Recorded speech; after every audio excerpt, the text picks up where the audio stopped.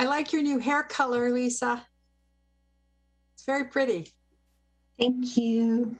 It's supposed to be highlights, but on Zoom it kind of looks like it's all red. All right, everyone, it's 6:30, so I think we should just start. That's okay.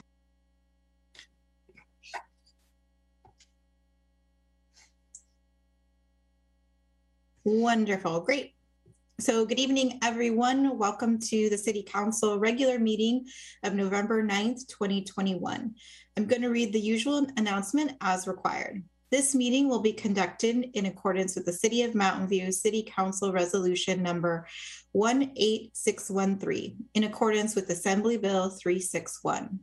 All members of the City Council are participating in this meeting by video conference with no physical meeting location. Members of the public wishing to observe the meeting live may do so at mountainview.legistar.com, on YouTube at mountainview.gov/YouTube, and on Comcast Channel 26. As noted on the meeting agenda, members of the public may provide oral public comments during the public comment period by visiting mountainview.gov/meeting to enter the Zoom meeting, or by phone by dialing 669-900-9128 and entering webinar ID 821-3145-9750. Any emails received by 5 p.m. today were received directly by the City Council. So I'd like to have the Pledge of Allegiance, so please join me in the Pledge of Allegiance. I pledge allegiance to the flag of the United States of America and to the republic for which it stands, one nation, under God, indivisible, with liberty and justice for all.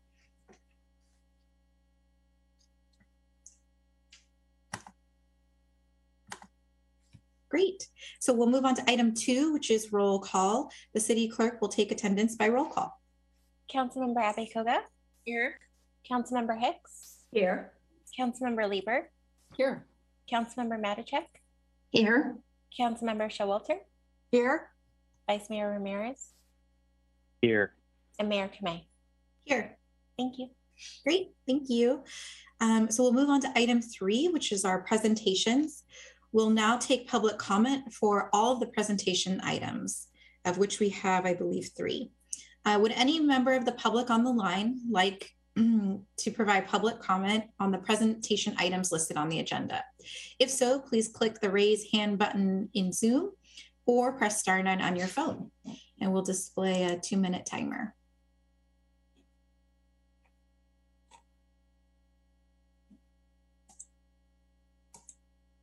Okay, I am not seeing any hands raised for public comment, so let's move it back to item 3.1, which is our United Against Hate Week proclamation.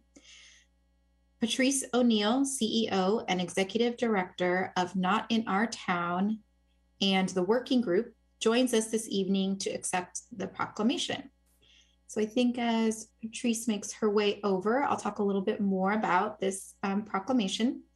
The city has many activities that will be available to teens through the Teen Center and to our after-school participants during United Against Hate Week, including United Against Hate sign making, a book club on Angie Thomas's award-winning novel, The Hate You Give, a hosted night of streamed TED Talks on the subject of anti-hate, a game night against hate, and a film screening of Not in Our Town, as well as an opportunity for students to make paper chain links to solidify their union against hate and write poems to promote a voice for students to share and speak up, as well as create awareness amongst students and the opportunity to create a peace tree mural. Additionally, our city library activities in support of United Against Hate Week include bystander intervention training and outdoor story time, uniting our community along with lists of reading materials for children, teens, and adults that will be available on the homepage of the library website. Posters are also available at the library for members of the public to pick up and show their support by displaying the Mountain View Stands United Against Hate poster in their homes. The library is also supporting the Unselfie, so UNSLIFIE social media campaign, where the public is encouraged to post a selfie on their social media account and talk about why they are standing up against hate while using the hashtags #unselfie, #UnitedAgainstHate, and #MVP Library.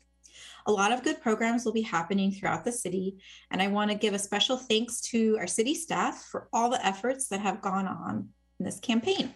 So I'm going to give them their round of applause now for all these activities.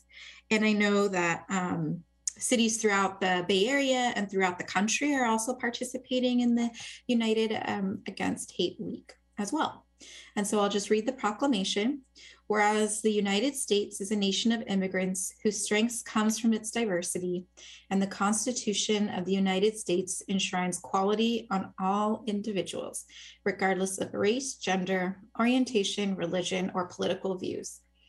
And whereas recent federal policies and rhetoric have generated a toxic environment that encourages the propagation of racist, xenophobic, anti-Semitic, sexist, homophobic, Islamophobic, and other bigoted views by emboldened hate groups and individuals. And whereas deep divisions within our country are the result of extreme ideology, further strengthening a cycle of mistrust and suspicion fueled by fear, anxiety, and insecurity. The number of hate crimes across the United States has increased dramatically over the past couple of years. And whereas the city of Mountain View is fully committed to racial equity and justice, as it strives to create a welcoming, safe, and inclusive community for all. And whereas education, compassion, and cooperation are key to unlocking understanding and embracing differences between people.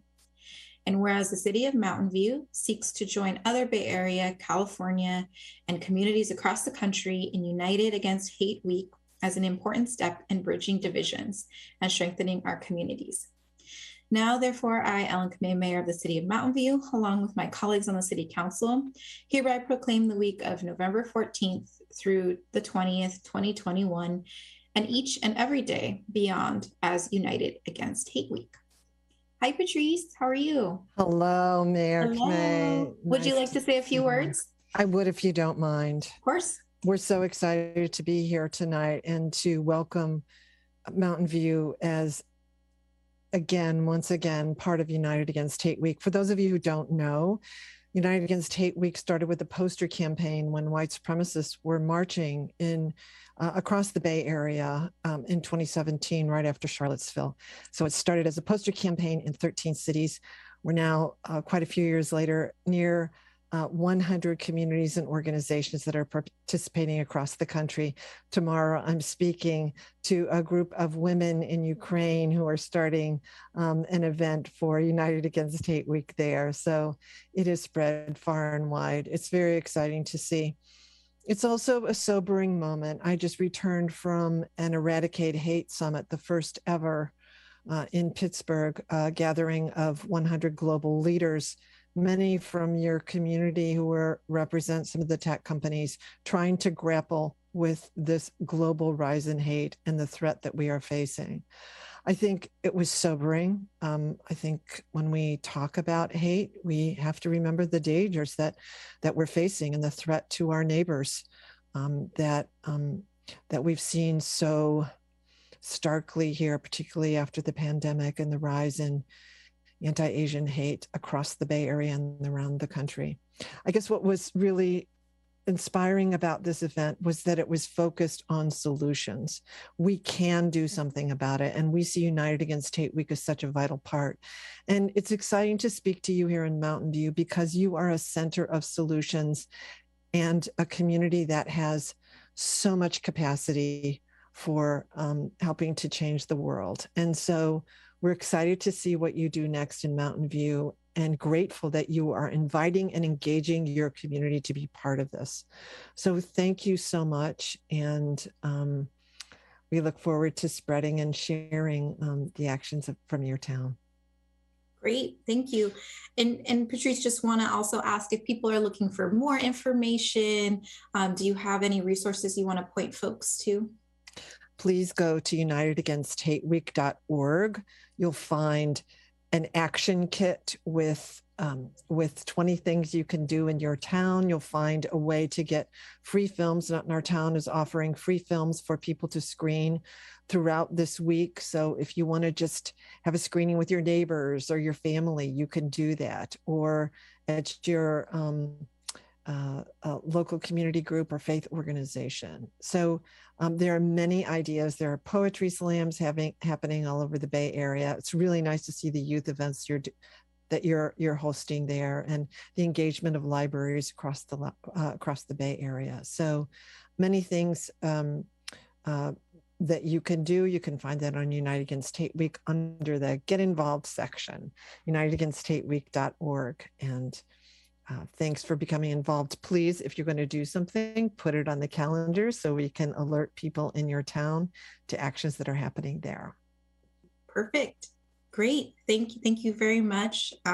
Thanks to you. Thanks to our staff who are doing all these incredible events. Would any member of the council like to say a few words? Councilmember Abikoga. Thank you, Mayor, and thank you for creating this proclamation. Thank you to our staff for all of the activities that are being planned. Thank you, Patrice, for being with us today. I am very proud of our city of Mountain View. We celebrate our diversity and have time and time again spoken out, voiced our, and really shown that we value the diversity of our community. I just wanted to mention, it was a bit of an announcement, but I believe there will be a United Against Hate rally march in Los Gatos on the 14th, November 14th, at 2 p.m. As you may have read in the news, the mayor there, our colleague, Mariko Sayak, has been under attack. And so a number of us will be attending the march the Sunday at 2 p.m. And I would invite others to join in.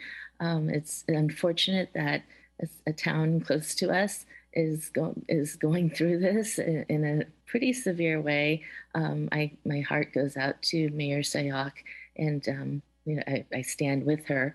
But I just wanted to mention that and invite others to please join in if they can. Thank you. Be there. We'll spread the word. Great. Thank you. Would any other members of council like to say a few words? All right. Great. Thank you so much, Patrice. I'm so happy that you were able to join us, and thank you for sharing all the information and accepting the proclamation tonight. Thank you. Great. Thank you. All right. So we'll move on to item 3.2, which is our Family Court Awareness Month proclamation.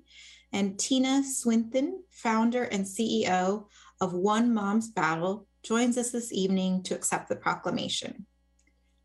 And I think, hi, Tina. Hi, thank you so much for having me. Great. All right. I'm just going to read the proclamation and then turn it over to you for a few words.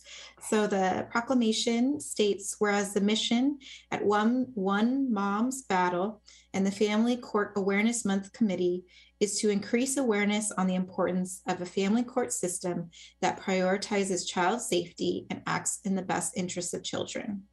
And whereas the mission of the Family Court Awareness Month Committee is to increase awareness on the importance of education and training on domestic violence, childhood trauma, and post-separation abuse for all professionals working within the family court system. And whereas the mission of the Family Court Awareness Month Committee is to educate judges and other family court professionals on the empirical data and research that is currently available. Such research is a critical component to making decisions that are truly in the best interest of children. This research includes the Adverse Childhood Experiences Study, Saunders Study, the Meyer Study, Childhood Custody Outcomes in Cases Involving Abuse Allegations, and the Santa Clara Law Study, Confronting the Challenge of High Conflict Personality in Family Court. And whereas the mission of the Family Court Awareness Month Committee is fueled by the desire for awareness and change in the family court system while honoring the 800 plus children who have been murdered by separating or divorcing parents. Now, therefore, I, Ellen Kame, Mayor of the City of Mountain View, along with my colleagues on the City Council, do hereby proclaim the month of November as Family Court Awareness Month in Mountain View and commend its observation to all citizens. And thank you, Tina, for joining us. Would you like to say a few words and maybe share a little bit about the committee for not only myself and my colleagues, but for the public? I would love to. Thank you. My name is Tina Swithin. I'm an author, advocate, and creator of Family Court Awareness Month.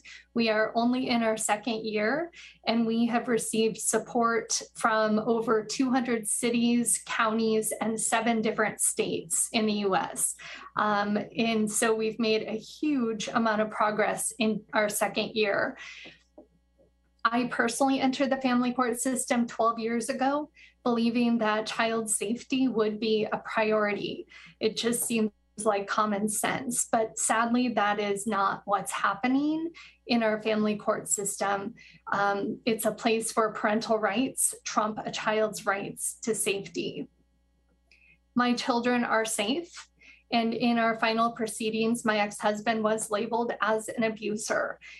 While I know we are very lucky that the courts finally believed us, had they listened from day one and been trauma informed and trained in domestic violence, it would have spared my daughters and myself 6 years of severe trauma.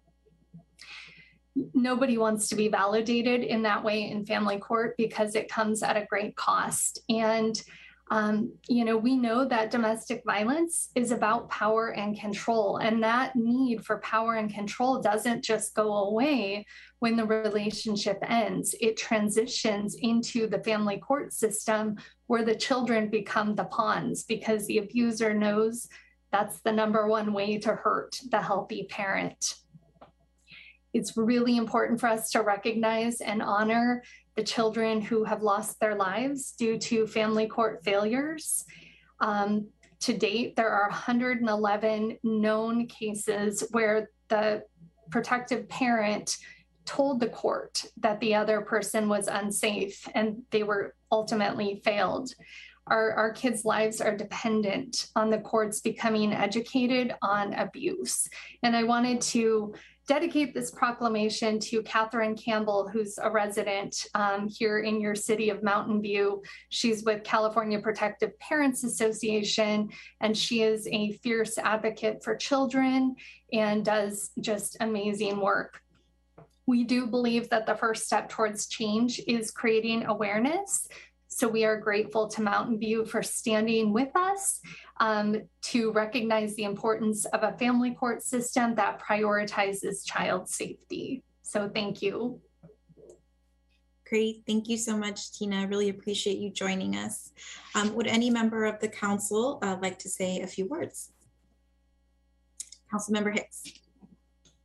I just wanted to thank you for the work that you're doing. I think this educational work is extremely important. And also, thank you so much for sharing your personal story. I think that really illustrates and brings it home, I think, to a lot of people, but I imagine that it's very difficult to share that. So I just want to thank you from the bottom of my heart for doing that.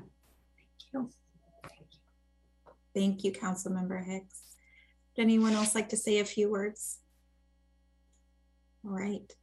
Well, Tina, thanks so much for joining. We just want to give you a round of applause for raising the awareness, for working with members of our community. And yes, thank you for sharing your personal situation with us. And I'm working so hard to advocate for those who don't have a voice. So really appreciate it. Thank you. Thank you all very much. Have a good night. You too. Great. So our next proclamation is item 3.3, National Hunger and Homelessness Awareness Proclamation. And we have Tom Myers, Executive Director of Community Services Agency, also known as CSA, who will join us this evening to accept the proclamation. And so there we go. Hi, Tom. With the proclamation and related city communications, Mountain View is drawing attention to National Homelessness Youth Awareness Month in November, as well as National Hunger and Homelessness Awareness Week that will be observed November 13th to the 21st, 2021.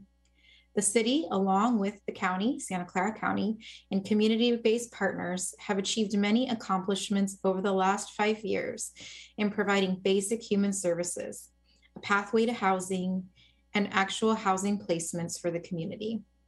We know the homeless crisis cannot be solved by one organization or city, but Mountain View appreciates the amazing work done by our partners addressing the various stages of housing instability and providing assistance to meet basic health and safety needs. And so in addition to CSA, our lead safety net agency, I think it's also important to thank and send appreciation to the following organizations for all they have done to help our unhoused and unstably housed community. The list is long, so hopefully you'll have colleagues will endure this a little bit. But as was mentioned, it takes everyone to help with our homeless crisis. So we have Alta Housing, the Bill Wilson Center, Destination Home, Dignity on Wheels, Fight the Hate Ministry Food Distribution Program, Home First, Hope's Corner, Life Moves, the Los Altos United Methodist Church, the Mountain View Day Worker Center, Move Mountain View, New Directions, a program of Peninsula Healthcare Connections, Reach Potential Movement, the County of Santa Clara, the Santa Clara Housing Authority, Second Harvest, St. Athanasius Food Distribution Program, and the Valet Homeless Healthcare Program. So I think we should give all of our community partners a round of applause, of which we have many. And thank you to CSA for being our leads health safety net services provider. And I'll just read the proclamation, Tom, before we turn it over to you. The proclamation reads, whereas for the past 29 years, the National Coalition for the Homeless and National Student Campaign Against Hunger and Homelessness have sponsored National Hunger and Homelessness Awareness Week.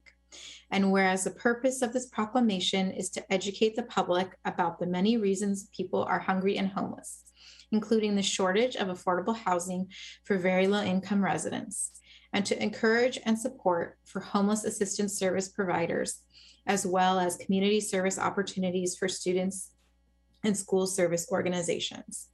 And whereas the City of Mountain View is committed to assist the homeless and hungry with necessary human services, temporary shelter, and affordable housing, both directly and through support of nonprofit housing and social service agencies. And whereas the City of Mountain View recognizes that hunger and homelessness continue to be a serious problem for many individuals and families. Now, therefore, I, Ellen Kamei, Mayor of the City of Mountain View, along with my colleagues on the City Council, do hereby proclaim November 13th through November 21st, 2021 as National Hunger and Homelessness Awareness Week. Tom, would you like to say a few words? Yes, please. Thank you, Mayor Kamei, City Council members, and City staff. And thank you for mentioning all of those groups. All of the faith communities, all of the organizations, all of the government agencies, all of the nonprofits who are involved in working with our unhoused residents. They are great partners, all of them, and they do very, very important work. Some of those organizations have staff, many of whom are like some of our CSA staff who have firsthand experience with past homelessness and the expertise, the natural expertise that gives them. Nearly all of these groups utilize the power of volunteers to double the amount of work that can get done. And there is no doubt, as you mentioned, that Mountain View is a community that cares deeply about our unhoused residents. And there are successes. We have the largest safe parking program in the county. There are showers available on almost every day. More food gets distributed. A lot of people don't know this. More food gets distributed in Mountain View than in any neighboring city on the peninsula. And just today, I signed 2 checks to move 2 unhoused individuals into housing. These are all successes. But for these successes, there remain far, far too many who are sleeping unhoused in our city tonight. They are old and young, gay and straight, families with children, singles with no one to rely on, people from all walks of life. And poignantly, this week, many are veterans. Everyone a different story, everyone a different life. And it is for them that CSA will prominently display this proclamation when our building reopens to the public. So thank you very much. Thank you so much, Tom. Yes, a round of applause. Would any member of the council like to say a few words? Councilmember Showalter. Yeah, I'd like to just sort of ditto what Tom said about the power of all these organizations and the volunteers that make them up. I mean, I know that people, people want a way to contribute, and all of these organizations provide that. And I know, people who take part in many of them, and they get a lot of fulfillment out of it.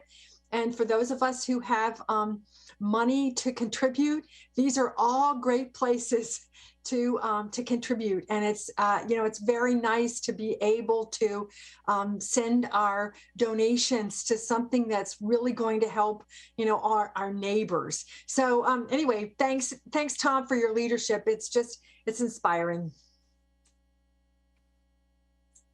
Great, thank you. Councilmember Lieber. Thank you, Mayor. Well, I just wanted to say thank you to CSA and to Tom Myers. And I think so often how lucky we are to have CSA here in our community. It's going to be a very hard winter this year. And I know that CSA will be there. And I'm so glad that you mentioned the lived experience of your staff. Their passion comes through in everything that they do. And as Councilmember Showalter indicated as well, CSA has done a remarkable job of giving our community members meaningful volunteer work so that they can be of use. And it really lends a dimension to their lives that gives them a lot of meaning as well.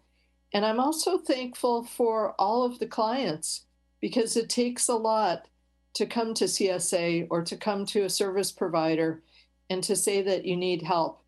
And the clients are actually giving a very great gift to those who give. And so thank you to them as well. Great, thank you. Would any other council members like to say a few words? All right. Well, thank you so much for joining us, Tom, for representing CSA and all of the long list of safety net community partners and organizations. And I guess I just want to give you an opportunity as we're talking about going into the holiday season. Some people may be asking if you're doing donations or anything of particular interest for CSA. And I just wanted to give you the opportunity to share that before we say goodbye. Great, thank you very much. Yes, of course, like most other groups, we do need financial contributions, and we really are putting a huge call out for volunteers. So many people are still a little bit scared to get out there and volunteer, and we definitely need volunteers here at CSA. One thing that we are doing is we've listened to the people we serve, and we are concentrating on empowering them economically. So we are really concentrating on giving out gift cards this year and making sure people have cash gift cards. We're giving actually larger amounts than we've ever given before. So we definitely need the donations for those larger amount gift cards. But if people would like to make donations to us or to any of the other very deserving organizations that were mentioned here tonight, the work is never ending, but as Councilmember Lieber said, it's very fulfilling. So thank you. Great. Thank you very much. All right. Thanks, Tom. Another round of applause for Tom. Thank you so much. Wonderful. All right, well, that concludes all of our presentations for this evening. So we can move on to item 4, which is our consent calendar. These items will be approved by one motion unless any member of the council wishes to remove an item for discussion. The reading of the full text of resolutions and ordinances will be waived unless a council member requests otherwise. As a reminder, the purpose of the consent calendar is for the council to efficiently and quickly consider a high volume of routine or administrative business items with one motion. Although council members may remove items, it is generally not intended for the council to have a lengthy, substantive discussion on the consent calendar items. And I want to note that in addition to the minutes included in item 4.1 that was distributed to council and posted to the city website. Would any member of the council like to pull an item? All right. I am not seeing any hands, so would any member of the public on the line like to provide comment on any item on the consent calendar? If so, please click the raise hand button in Zoom or press *9 on your phone. All right, I am not seeing any hands, and I don't think anyone's on the line. So I can bring the item back for council action.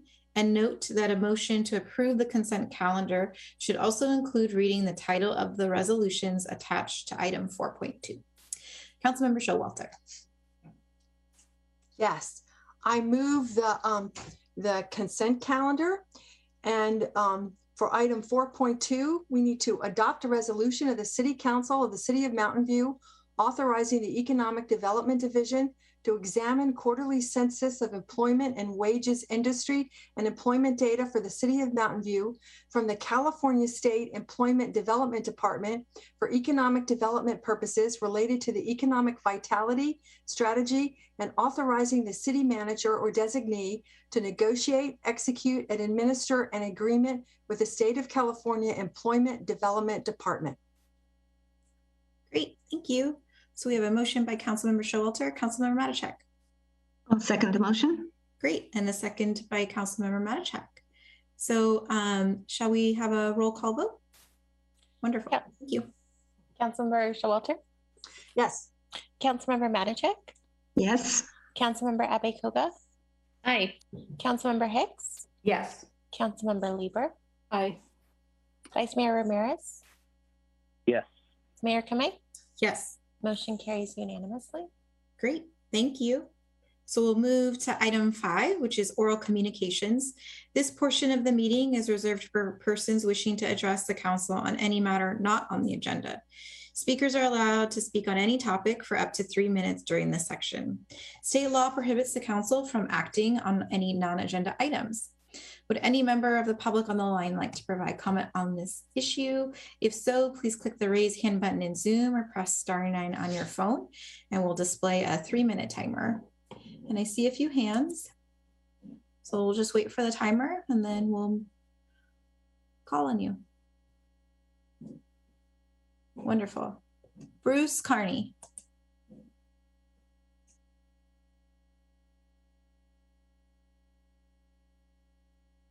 Okay, I think that hand went down, so we'll reset the timer. We'll start with someone new. Let's see, Pilar Furlong. Sorry, Mayor, it took me a second to join as a panelist and to unmute. Okay. Can you hear me now? Yeah, your hand disappeared, so I thought you raised it on accident, but we'll just start the timer now. Thank you very much. Okay. So I really want to join all of you in thanking Tom Myers and CSA for all the outstanding work they do in the community. I'd also like to alert you to 2 decisions that other city councils have recently made that I hope will inspire Mountain View's council to follow suit. So about 3 weeks ago in Los Altos Hills, their city council, by a vote of 5-0, determined that by the year 2045, natural gas would no longer be flowing through pipelines in Los Altos Hills. They intend to fully decarbonize their natural gas infrastructure in the next 24 years. As far as I know, this is the first community to ever make that decision. It's consistent with the COP26 Glasgow meetings, which basically say we really need to get fossil fuels out of our communities.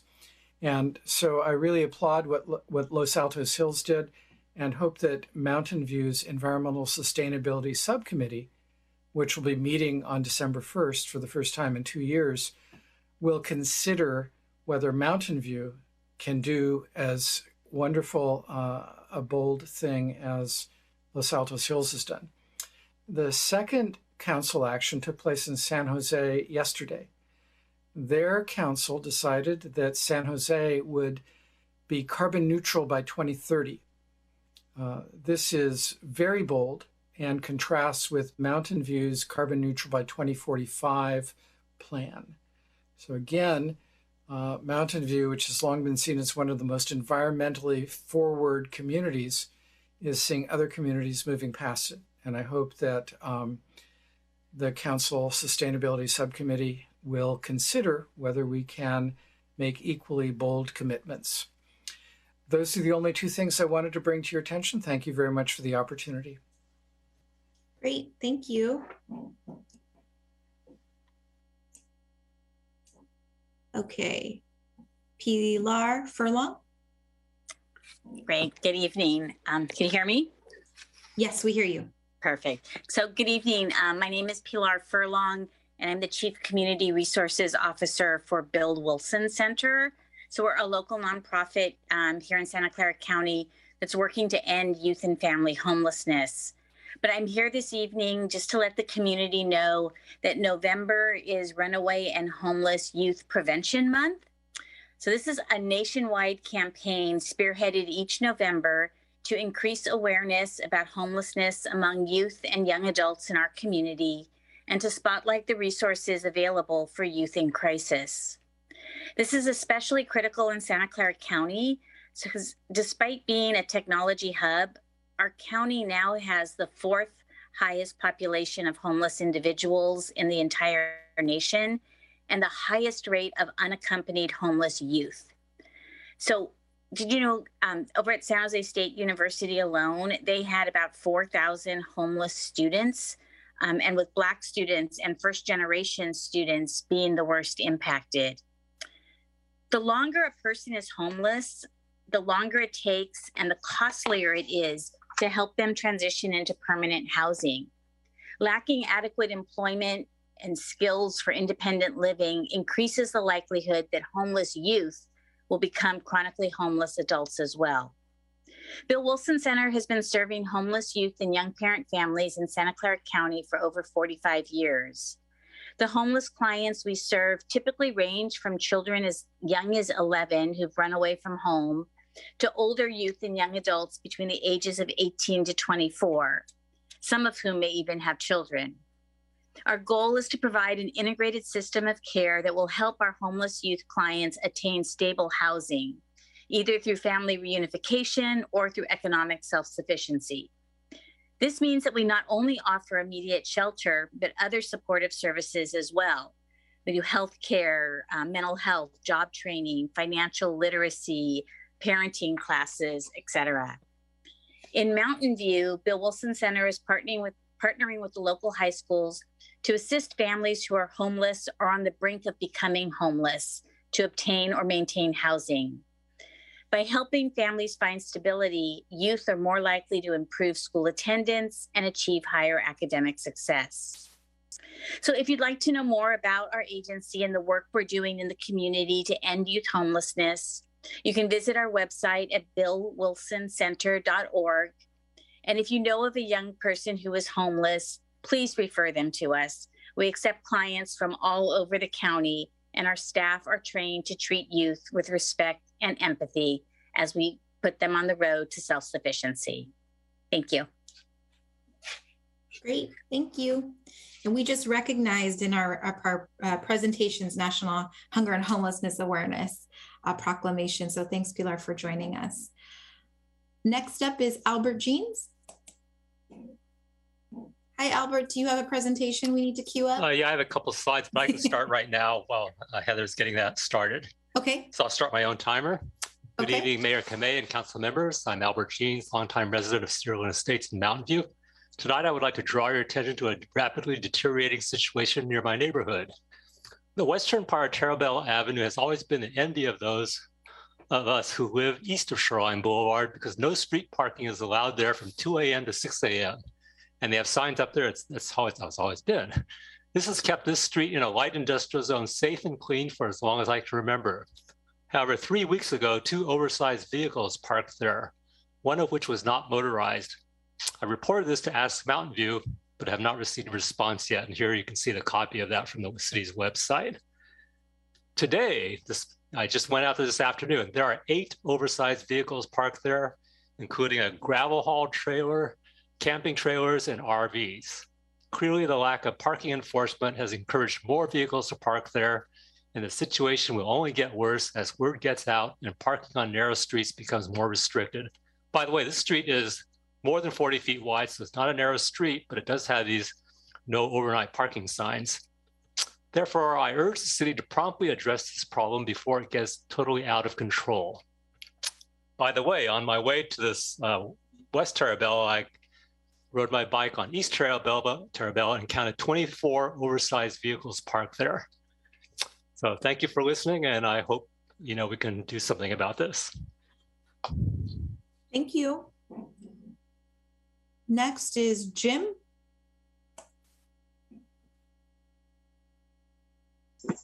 Yes, thank you very much. My name is Jim Zugel. My autistic son, Jeffrey Zugel, is a resident of Mountain View. I am addressing the council tonight about my concerns regarding the Mountain View Police Department's many and serious civil rights violations.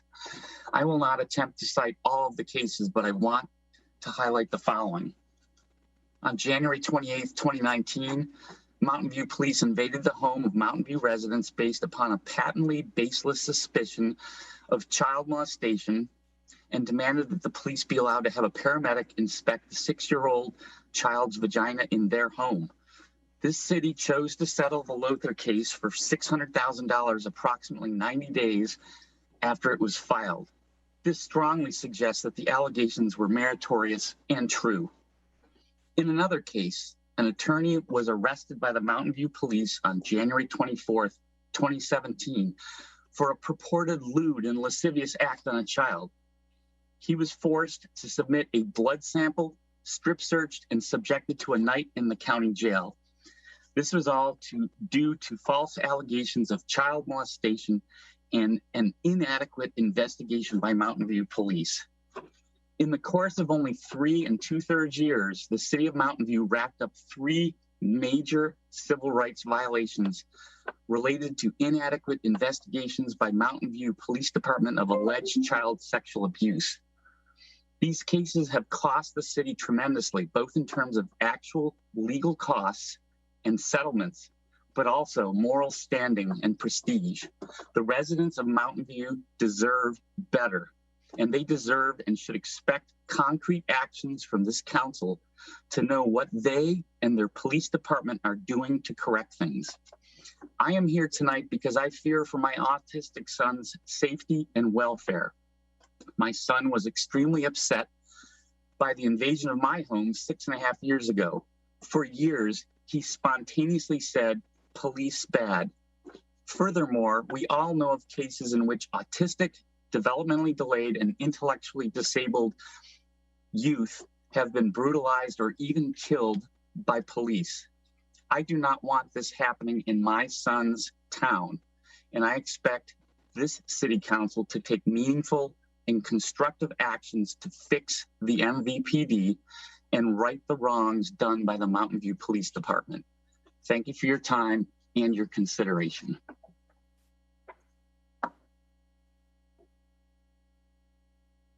Kevin Ma. Evening, City Council. My name is Kevin Ma, a 6-month resident of the city. I was not intending to speak, but I will give a reaction to what Albert just posted, is that fundamentally, as good citizens, we should not be tattling on people who have been trying to live in our communities. As you have probably seen in the 2019 homeless point in time count, the 81% of people who are homeless in this county came from this county. they were priced out of their homes or had some other incident, like led them to be unable to afford rent or keep their homes, maybe foreclosure crisis, maybe just for other costly reasons as we live in the society. But people want to be in the places they've always been. And if that means they have to be in RVs, so be it. It is an unfortunate consequence of Measure C that parts of the city has decided to just kick them out of their neighborhoods, which leads to people like him complaining that it's coming to their neighborhoods. And that is wrong, fundamentally. We should not be punching down on those who are trying to eke out a living in the wealthiest cities in America. And if anything, we should be exploring parking throughout the city to figure out whether they are as arbitrary as probably they are. Why are some streets locked out 2 to 6 without an ordinance? Why are some streets just like no parking at all? This came up during the Life Moves discussion about like, why isn't the street itself just allow parking rather than buying an entire place to put more cars in? And as preceding for downtown parking strategy coming up later is that we do perhaps take too much account of the people who are, can afford to drive, can afford to be luxurious at a time where so many other people are suffering, and that we should be putting our efforts and our resources to make sure that people who are living in cars, who are living in tents, who are living on the streets have a place to be. And whether that means that we should just not, sick cops on RVs, then so be it. Thank you. Alex Brown. What Kevin said.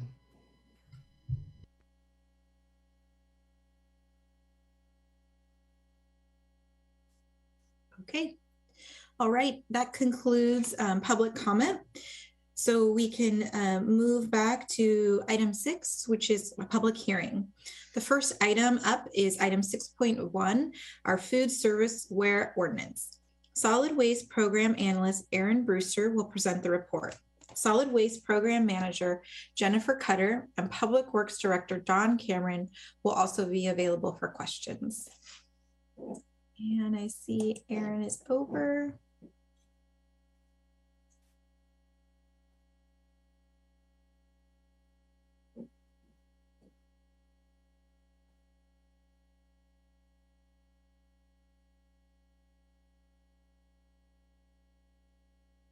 Great.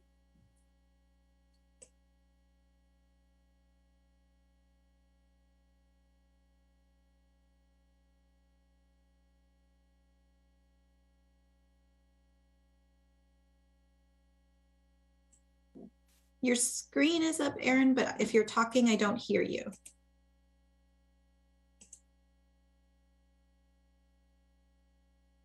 Please bear with us. We're having some audio difficulties. Oh yeah, no problem.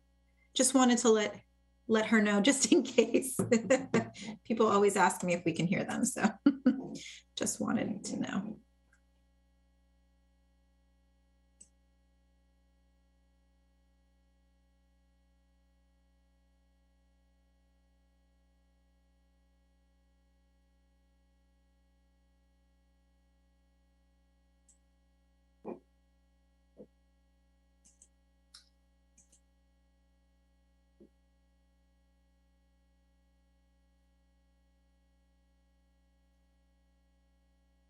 This is Don Cameron, Public Works Director. Apologies. We did do run-throughs earlier today, but just never know when these technical problems are going to arise.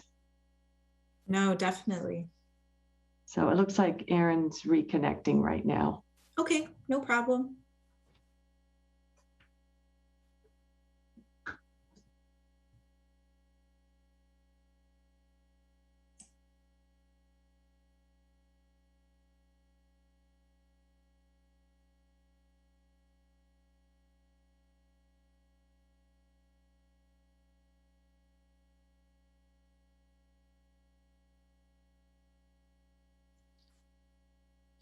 Jennifer, if Aaron can't connect, can you bring up her slideshow and run through it?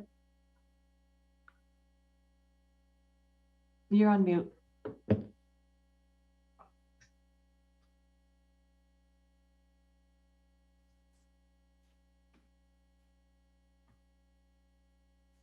One moment, please. Good evening. Apologies for that. I was disconnected from audio.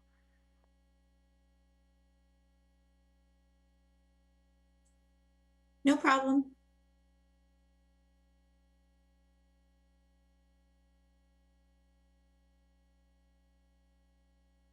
Good evening. I'm Erin, Solid Waste Program, and I'm here tonight to present the recommended food serviceware ordinance of implementing the. Erin, I'm so sorry. You're kind of cutting in and out. Oh, apologies for that. Is this better? Yeah, I think so.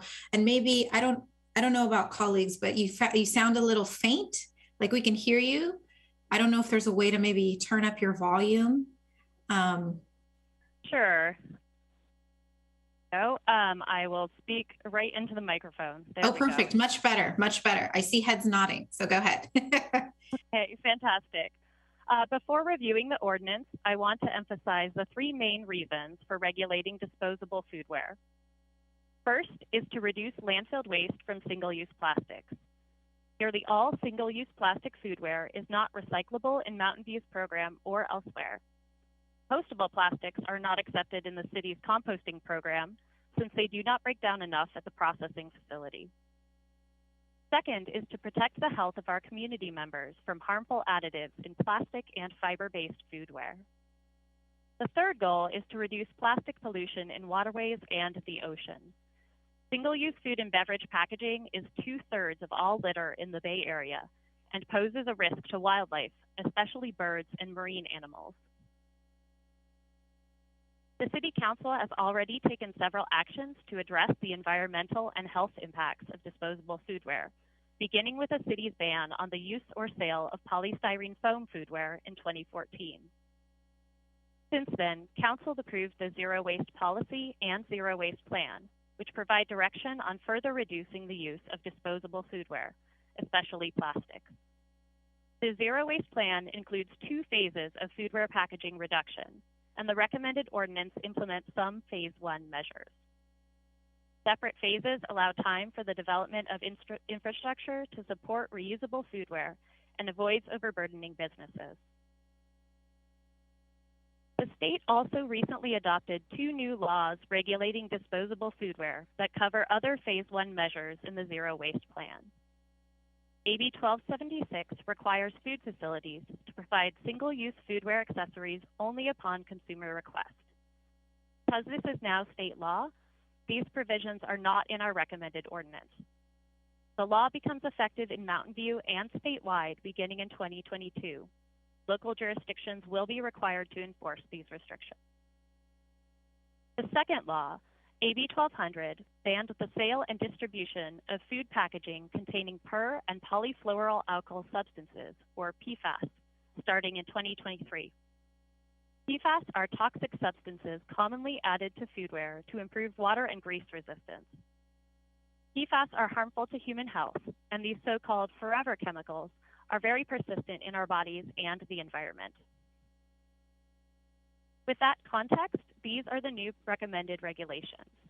This ordinance would still prohibit polystyrene foam foodware and expand this ban to all disposable plastic and compostable plastic foodware, such as cups, plates, and containers. It would require disposable foodware to be made of compostable natural fibers and certified PFAS-free, or made entirely of recyclable aluminum. While not mandated by this ordinance, we do promote reusable foodware as the best option. This will be addressed more fully in Phase 2 of the Zero Waste Plan measures. The ordinance also prohibits the use of straws, stirrers, toothpicks, and food picks made from or packaged in plastic, because these items have reasonable compostable alternatives available. The financial impacts of these new regulations on food providers will vary, depending on the type of business and the quantity and type of disposable foodware they currently use. After extensive research and comparison, we found that for most foodware types, there are compliant items in a similar price range as non-compliant items. Compliant foodware is not universally more expensive. Food providers will likely see a mix of cost increases for some container types and decreases for others as they make the switch.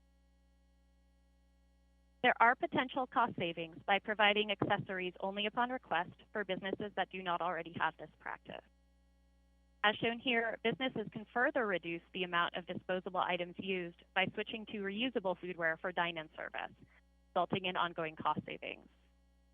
The city will have a technical assistance program available next year to assist food providers ready to make this transition. There will be some exemptions for situations such as prepackaged food, emergencies, or foodware items the city has identified as not having a reasonable compliant alternative. Food providers can apply for waivers to cover other unique circumstances, such as financial hardship. Staff will conduct extensive outreach to affected food providers beginning next year to ensure they are aware of the new requirements. We'll also develop resources such as fact sheets, purchasing guides, and sample signage to support the transition. Staff plans to follow an education-first enforcement strategy in response to public reports of violations. The goal is to assist businesses in coming into compliance with the regulations, not to be punitive.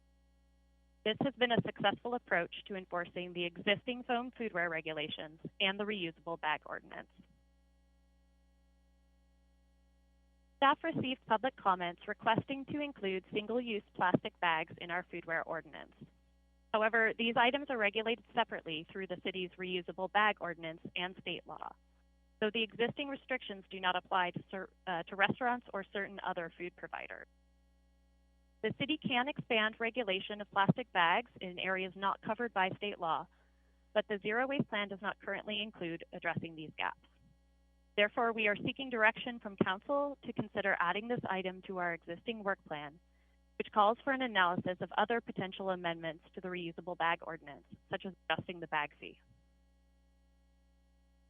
We also want to correct a typo that was brought to staff's attention in section 16.96, subsection A of the ordinance, so have added this to the recommendation language.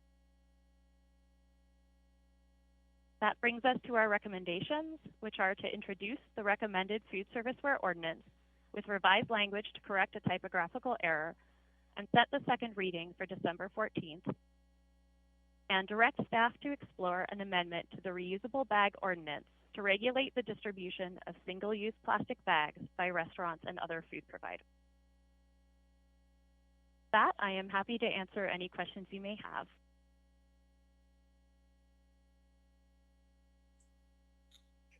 Great, thanks so much.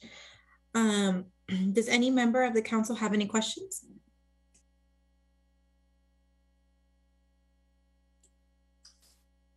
Councilmember Showalter. I remember that one of the reasons for the single-use plastic bag ordinance was that there was a lot of downtime at the SMART station with plastic bags getting into the equipment and really just jamming it. And I wondered if that's still a factor with the use of plastic bags at restaurants that's pervasive. Is that still happening, or has that been cut down as was desired? We can certainly check with the SMART station about how frequently that is occurring. I know that during the COVID pandemic, we did see an increase in plastic bag use as many retailers that are covered by the ordinance stopped allowing people to bring their own reusable bags. So that may have impacted that as well, but we can check for you. So we really might not know because of the pandemic, whether, I mean, we have a different baseline right now.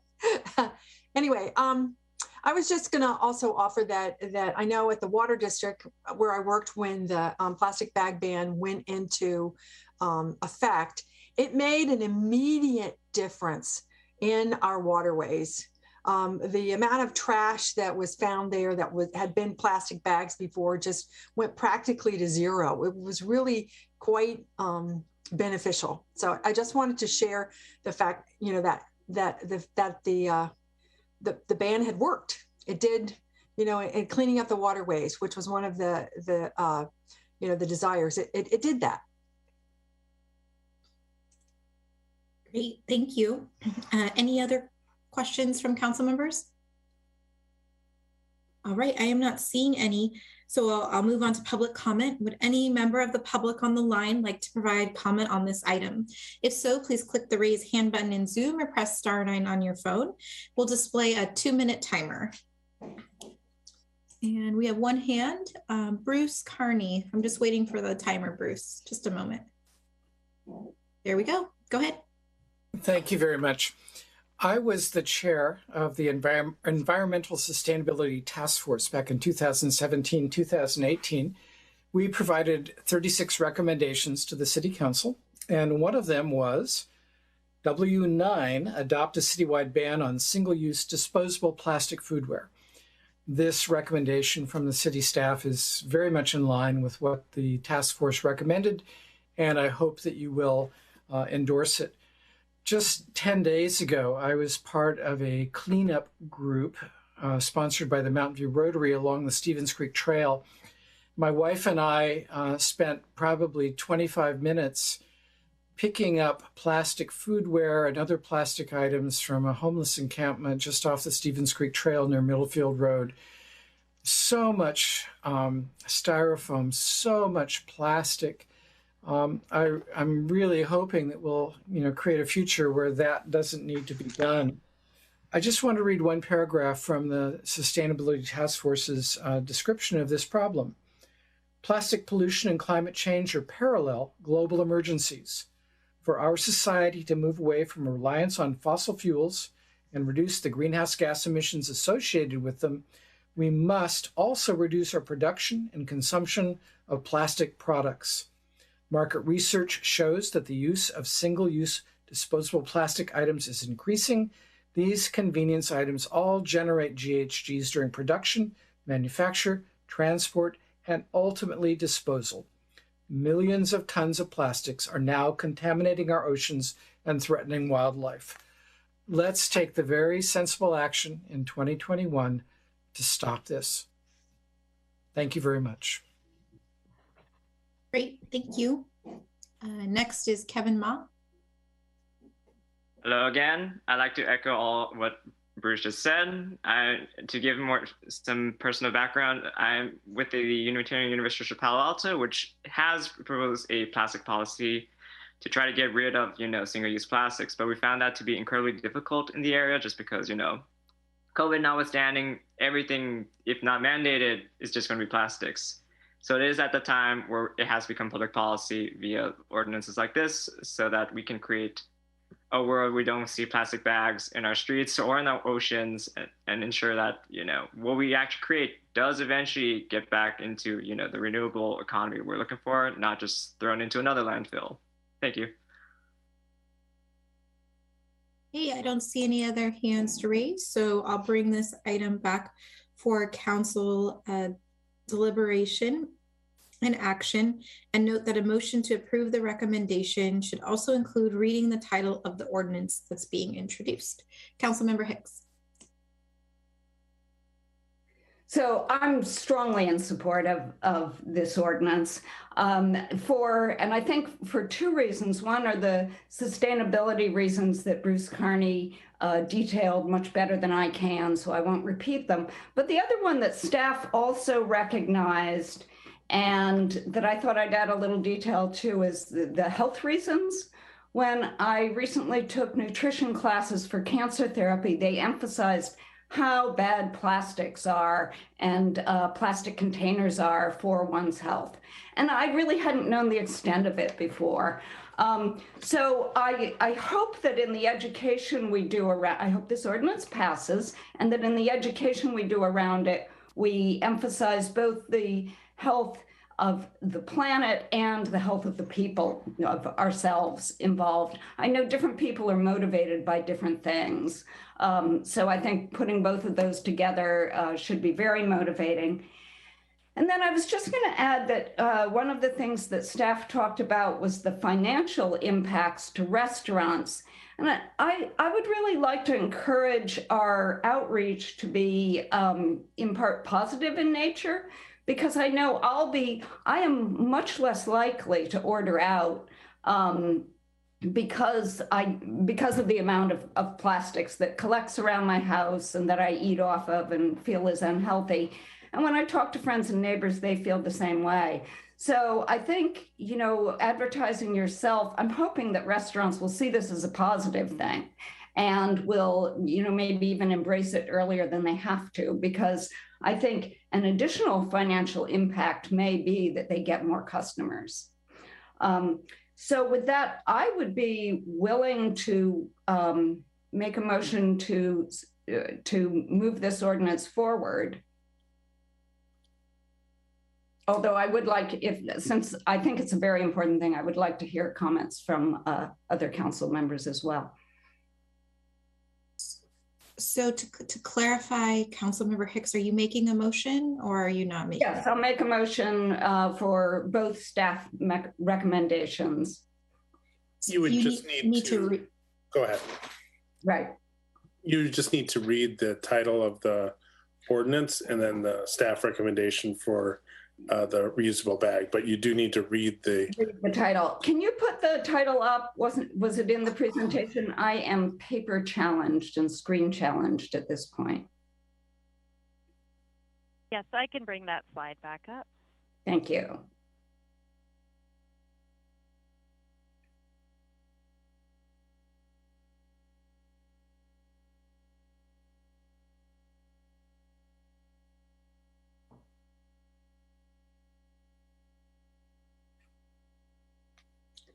So I will be introducing an ordinance of the City of Mountain View, repealing and replacing Article 5 of Chapter 16 of the Mountain View City Code related to food service ware to be read in title only, further reading waived, and set a second reading for December 14th with section 16.96 as amended by staff. And then I would also like to direct staff to explore the amendment regarding the reusable bag ordinance.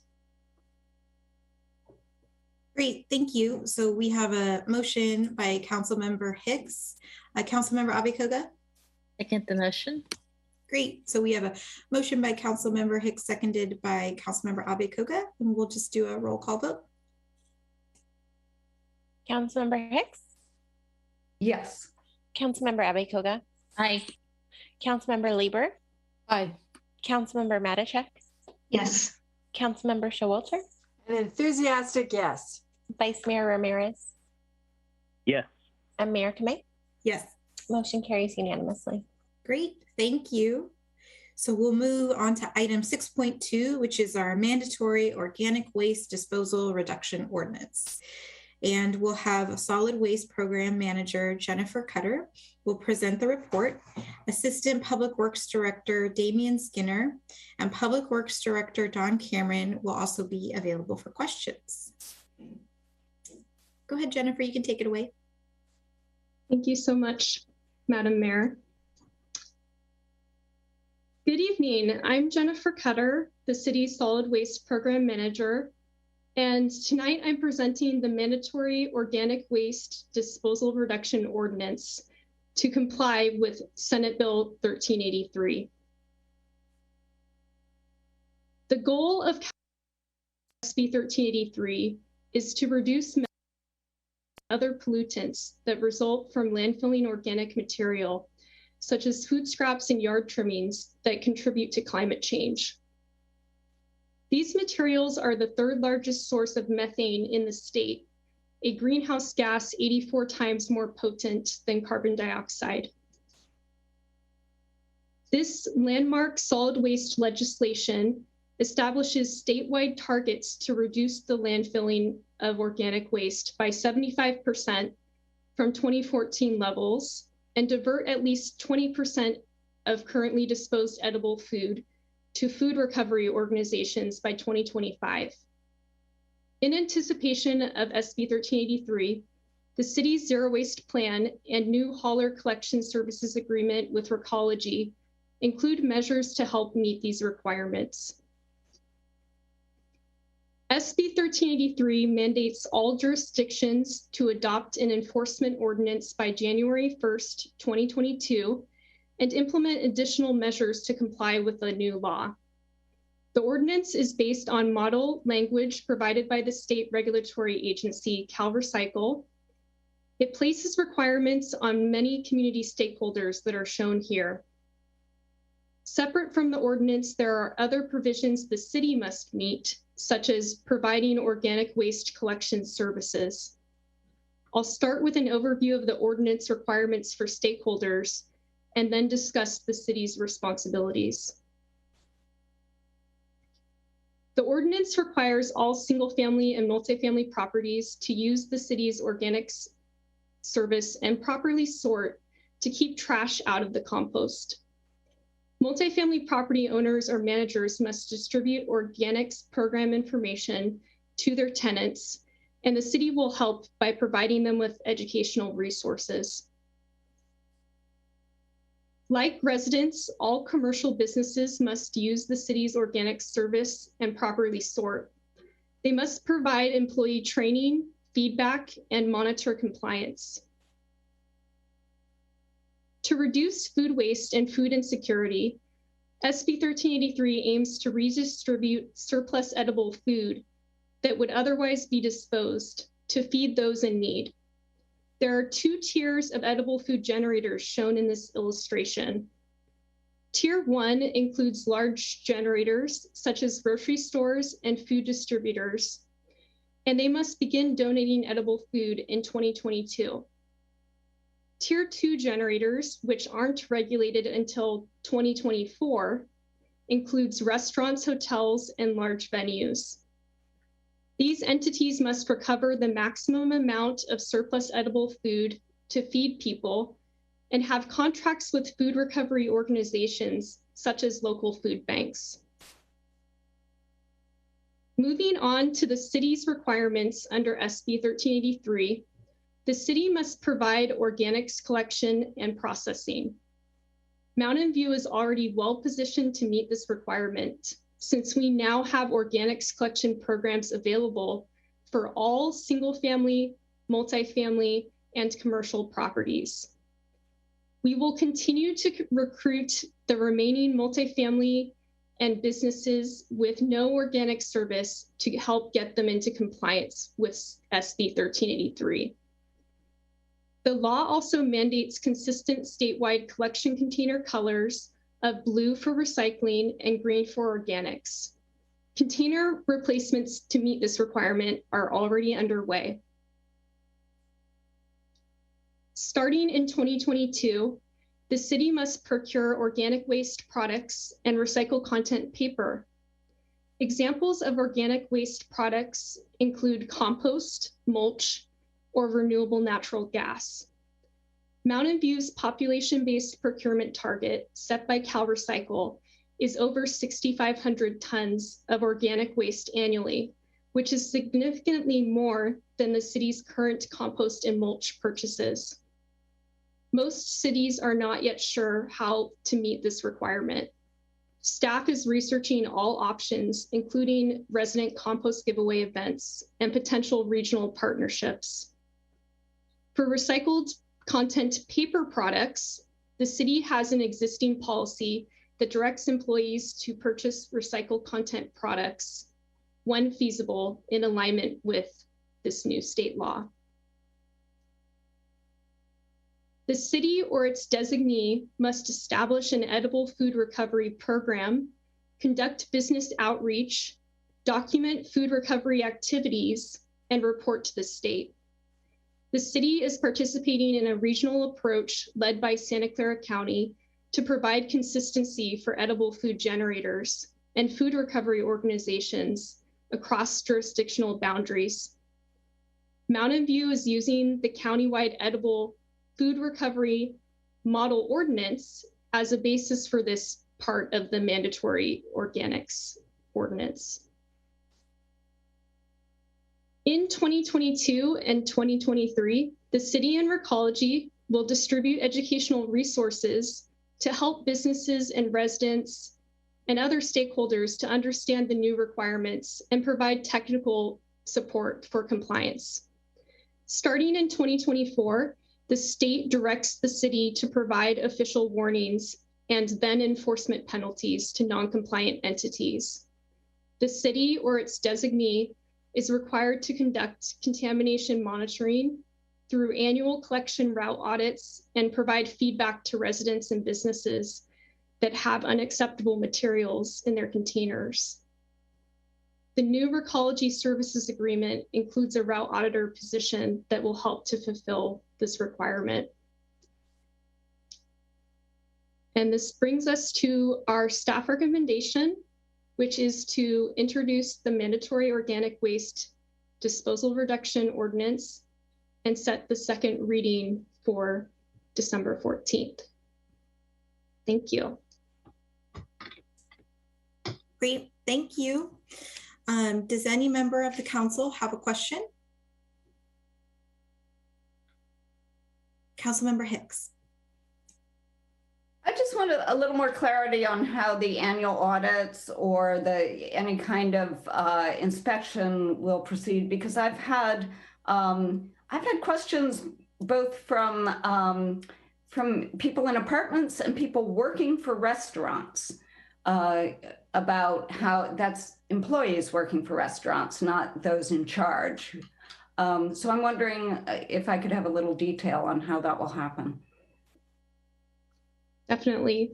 I just wanted to first emphasize that we are required by the state to conduct the enforcement, but we're going to be starting out for the first 2 years in 2022 and 2023 with doing a lot of outreach to try to help businesses and multifamily complexes to gain compliance. But that in 2024 is when we will have to start with the enforcement. So in terms of what that's going to entail, the city is going to be required to have route inspections done, which we will be using the hauler Recology primarily to help conduct those route audits. So they're going to be looking in the containers for all sectors to observe if there's any contaminants. And then we're going to be educating via cart tags and direct communication to those accounts to let them know what materials are allowed in the container. And then after those warnings is when we would have to issue penalties if the account continues to be non-compliant. But the goal is to work closely with them to gain that compliance with the new law. Okay, thank you. I'm very interested in that because I've had, as I said, I've had both residents of apartments and workers in restaurants who feel they're powerless to make the change themselves or even ask for it, hoping that the city will be able to enforce it, audit, and enforce. So thank you. Thank you. Any other questions from council members? All right, not seeing any. I'll move on to public comment. Would any member of the public on the line like to provide comment on this item? If so, please click the raise hand button in Zoom or press *9 on your phone. We'll display a 2-minute timer. And we have Bruce Carney. Thank you, Madam Mayor. I usually try to limit myself to 2 comments per council session, but tonight I may have to go to 4 because you have so many interesting environmentally sustainable topics on your agenda tonight. This item, which is a state law, so that sort of simplifies things, was also a recommendation of ESTF2 3.5 years ago. We called it Recommendation W5, Expand Mountain View's Composting Program to all residential and commercial properties. It essentially encompasses what Jennifer has recommended. So I'm strongly in support of this, and I'm sure that our task force would well have been in support also. I'm personally a user of the excellent compost at the Smart Station. It's helped turn the adobe clay soil in my yard into something that you can actually grow vegetables in. I wanted to mention that if Mountain View goes ahead with this, we would not be the first local community to do so. Stanford and the city of San Francisco have had very aggressive edible and compostable recycling programs for many, many years. And so we would just be catching up. So I encourage you to say yes to this excellent proposal. Thank you. Serge Bont? Yes, can you hear me? Yes. Okay. Yeah, my name is Serge Bont. I'm a Mountain View resident. So I support the obviously this type of programs. Plus, as Bruce Carney mentioned, that's the law. But I have some qualms about the way the ordinance seems to be treating residents differently in Mountain View when they live in a single family homes where as opposed to in a multi-family residence.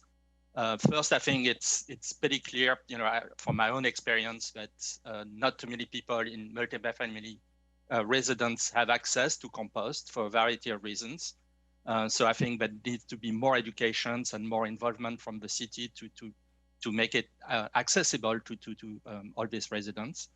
But then if you look at the ordinance, it's pretty much all the sticks that you have, in terms of requirements, in terms of inspection enforcements, they all fall onto multi-family residents. None of them are for single family residents. So I think you need to do a better job. So if you want to inspect and enforce, compliance, you should do it also for single family homes.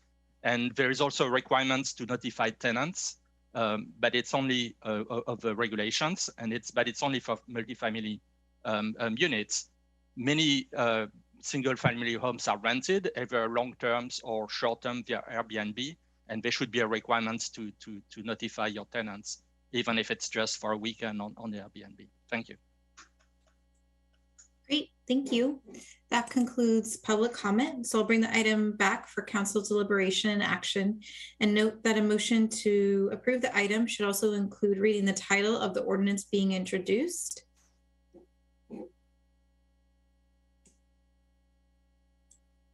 Councilmember Abikoga. Thank you, Mayor. I don't see any other hands, so I'd like to go ahead and make a motion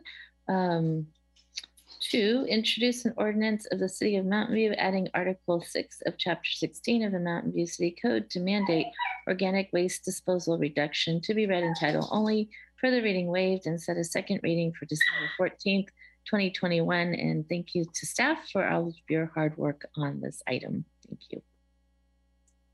Great, thank you. Councilmember Showalter. Gladly seconding the motion. And I also wanted to bring up that this is one of those things that is going to require a lot of assistance.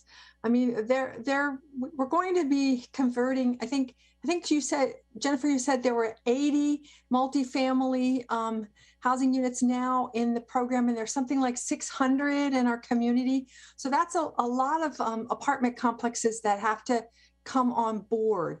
And there will be many opportunities for volunteers to help with this, I'm sure, as well as the staff is going to be very, very busy. So I just would urge all of us to, over time, use our social media and our talking to people, to outlets to encourage this, because it's something that each of us will need to not only carry out, but kind of be messengers for. And but anyway, thank you very much to the staff for this work, and to the Sustainability Task Force, and also to the Technical Advisory Committee, the Countywide Technical Advisory Committee on Solid Waste that brings together many of the programs for all the communities in our county. Great, thank you. We have a motion by Councilmember Abikoga, seconded by Councilmember Showalter. So we'll do a roll call vote. Councilmember Abikoga? Aye. Councilmember Showalter? Yes. Councilmember Hicks? Yes. Councilmember Lieber? Aye. Councilmember Matichak? Yes. Vice Mayor Ramirez? Yes. Mayor Kamei? Yes. Motion carries unanimously. Great, thank you.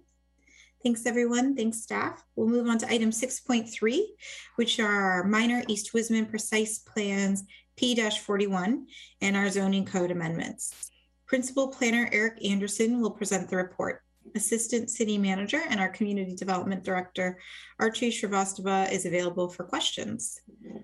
And I think both Mr. Anderson and Mr. Shrivastava are making their way over.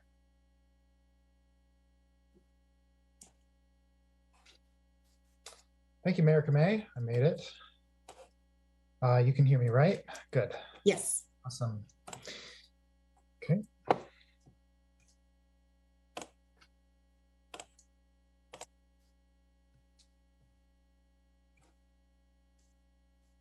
And there we go. Hopefully people can see this.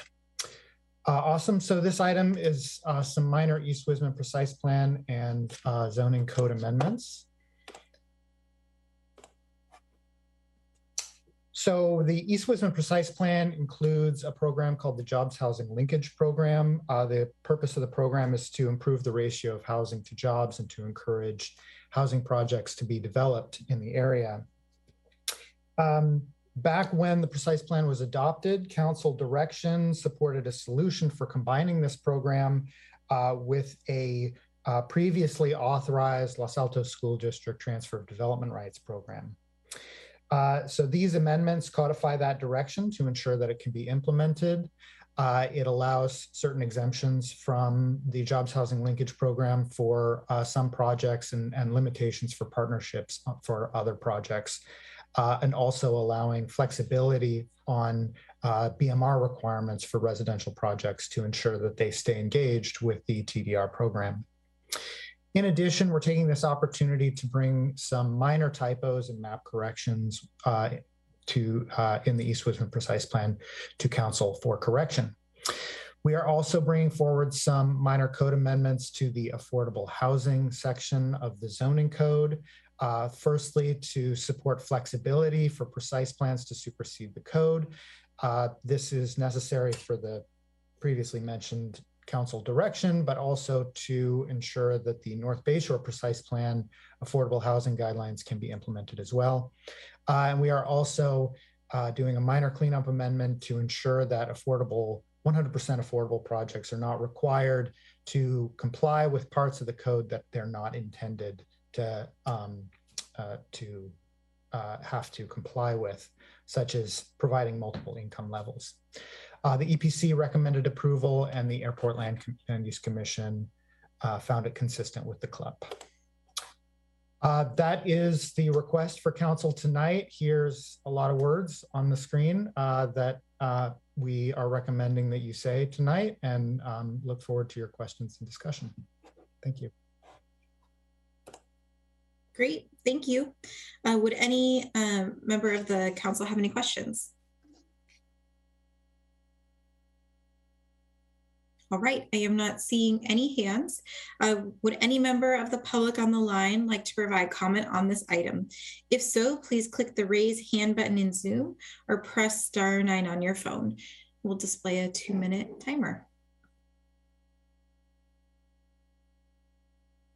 All right, I am not seeing any hands on this as well, so I'll bring the item back. For council deliberation and action, and for this motion, we'll need to include the reading of the title of the ordinance being introduced and the title of the resolution attached to the report. Vice Mayor Ramirez. Thank you, Mayor. I'm going to move the staff recommendation and say a lot of words, including 1, introduce an ordinance of the City of Mountain View amending Article 14 of Chapter 36 of the City Code related to the application of affordable housing program standards and exemptions, and finding that the amendments are exempt from review under the California Environmental Quality Act, CEQA, pursuant to CEQA guidelines, Section 15061B3, to be read in title only, further reading waived, and set a second reading for December 14th, 2021. And 2, adopt a resolution of the City Council of the City of Mountain View amending the East Wisman Precise Plan P-41 related to projects authorized before plan adoption and other minor modifications, and finding that the amendments are exempt from review under the California Environmental Quality Act pursuant to CEQA guidelines section 15061B3. Great, thank you. So we have a motion by the Vice Mayor. Councilmember Hicks. A second. Great, and a second by Councilmember Hicks. Not seeing any other hands, I'll just call for the roll call vote.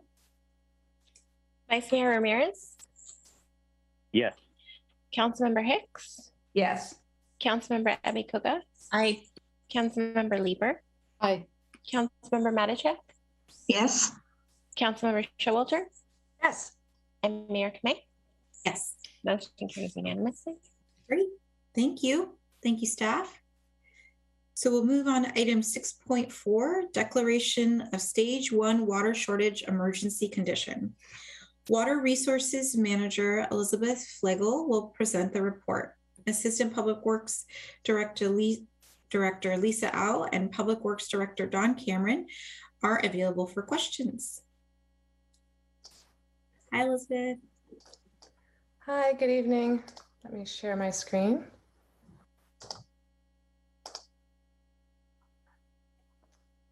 How's that? Can you see the presentation? Yes, perfect. Excellent. Well, good evening, Honorable Mayor, members of the Council. I'm Elizabeth Flegel, the Water Resources Manager, and tonight's public hearing is to discuss the declaration of a Stage 1 water shortage emergency. The City of Mountain View provides water service to the majority of residents and businesses within the city boundaries, with most water going toward residential uses and large landscape irrigation. The majority of Mountain View's water comes from the San Francisco Regional Water System, sourced primarily from the Tuolumne River. Mountain View also purchases water from the Santa Clara Valley Water District, operates local groundwater wells, and receives recycled water from the Regional Water Quality Control Plant in Palo Alto. Earlier this year, Valley Water declared a shortage emergency due to significantly reduced water supplies and requested 15% conservation countywide. In July, Governor Newsom added Santa Clara County to his growing list of counties experiencing water shortages and requested all Californians conserve 15%. Although San Francisco did not declare a water shortage this summer, they supported the governor's voluntary request and implemented a conservation outreach campaign. System storage in late October was approximately 12% for Valley Water and 66% for San Francisco. In late August, the State Water Resources Control Board ordered curtailment of diversions from the tributaries of the San Joaquin Sacramento Delta, including the Tuolumne River. As a result of this action, and to discourage high irrigation use during a potentially warm winter, San Francisco is expected to consider declaration of a water shortage emergency later this month. At the time of this hearing, staff understands a 10% system-wide reduction is being considered for recommendation. Customers have already begun conserving water and have achieved cumulative 21% conservation of Valley Water managed supplies, including groundwater, 7% conservation of all potable supplies, and 4% conservation of San Francisco water. Upon declaration of a water shortage emergency, staff will implement Mountain View's water shortage contingency plan, which was adopted by Council in June and is contained in the city's urban water management plan. At this time, staff recommends implementation of Stage 1, which focuses on increasing public outreach. Staff will continue to monitor conservation savings and precipitation levels this winter, as well as possible actions taken by the state and the city's wholesale water suppliers to determine if additional action becomes necessary. Staff has already assembled a team and begun planning new outreach efforts, including bill inserts, mailings, electronic messaging, and signage. At this time, staff recommends that Council adopt a resolution declaring a Stage 1 water shortage emergency and directing implementation of Stage 1 water demand reduction measures.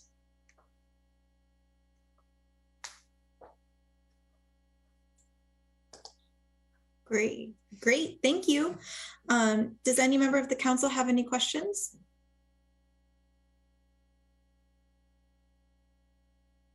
Okay, I see you, Councilmember Showalter. Go ahead. Yeah. Thank you so much for bringing this to us and putting together a very well-researched report. There was lots of good information in it. I was particularly interested in the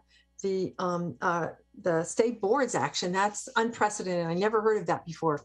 It's really, really an amazing decision for them to make to protect the habitat of the Delta. Anyway, I wanted to ask about ways that Mountain View residents can know how much water they've saved. You know, when I get my water bill, it reports what my water use was for the previous 2 months. You know, it's 2 months in arrears. So I can't, you know, and the weather changes a lot. So the water that we need to use outdoors is very different, you know, 2 months down the road than it was the previous 2 months, really throughout the whole year. So I find that this is a big problem. And I'm wondering if, I know that we don't have meters, we don't have a way to get this information out to people very rapidly on an individual basis. What other things can we offer?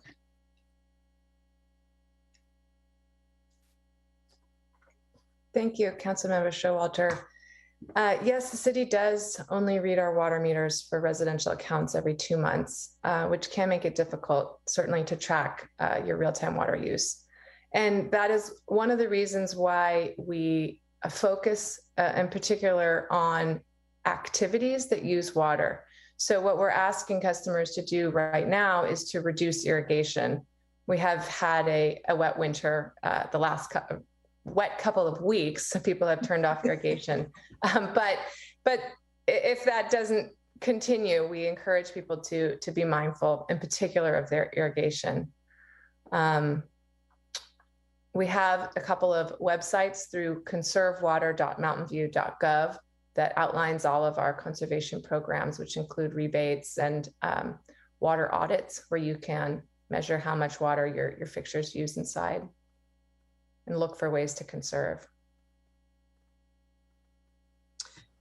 Do we have a program to get meters that are, there was a program I thought we discussed years ago about in a very slow way getting meters changed. What happened with that so that you would have real-time data? Yeah, we do have about half of the city is deployed with a certain version of smart meters, and it allows our meter readers to collect the reads by driving by instead of walking by. And in cases where customers call if they have a leak, we can go and we can get the hourly water use data, and we will do that 1 or 2 times as a courtesy to help them assist customers in their leak detection. Of course, we can't do that for all customers at all times, but we do have an unscheduled capital improvement program to install a network that would allow us to have remote reading and provide that information to customers on a more real-time basis. Well, I think that would be very helpful. I know it's not something we can do on the fly, but long-term, I think that it would be very helpful for people to be able to do that. I know that there are meters that you can buy, flow meters. I think they cost almost $400 a piece that allow you to regulate your irrigation from your phone and also tell you about your water use. But that's you know, that's just on an individual basis.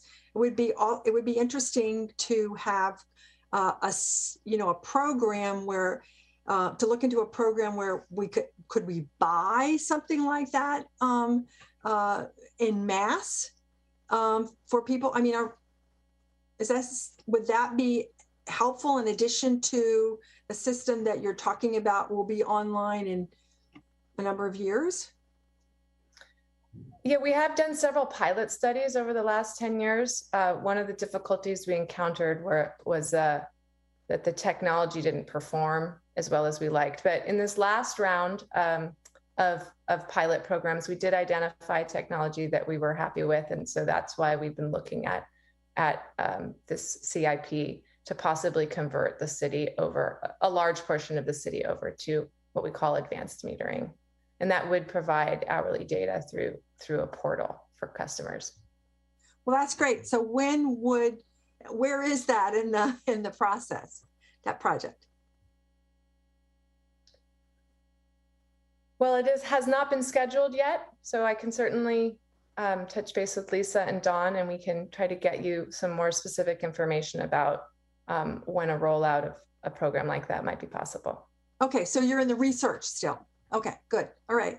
Well, yes, please keep us posted. I think that the programs that will provide us with short-term feedback on water use would be very helpful. Thank you. Great, thank you. Does any other member of the council have any questions? Okay, not seeing any. I'll ask for public comment. Would any member of the public on the line like to provide public comment on this item? If so, please raise your hand in Zoom or press *9 on your phone.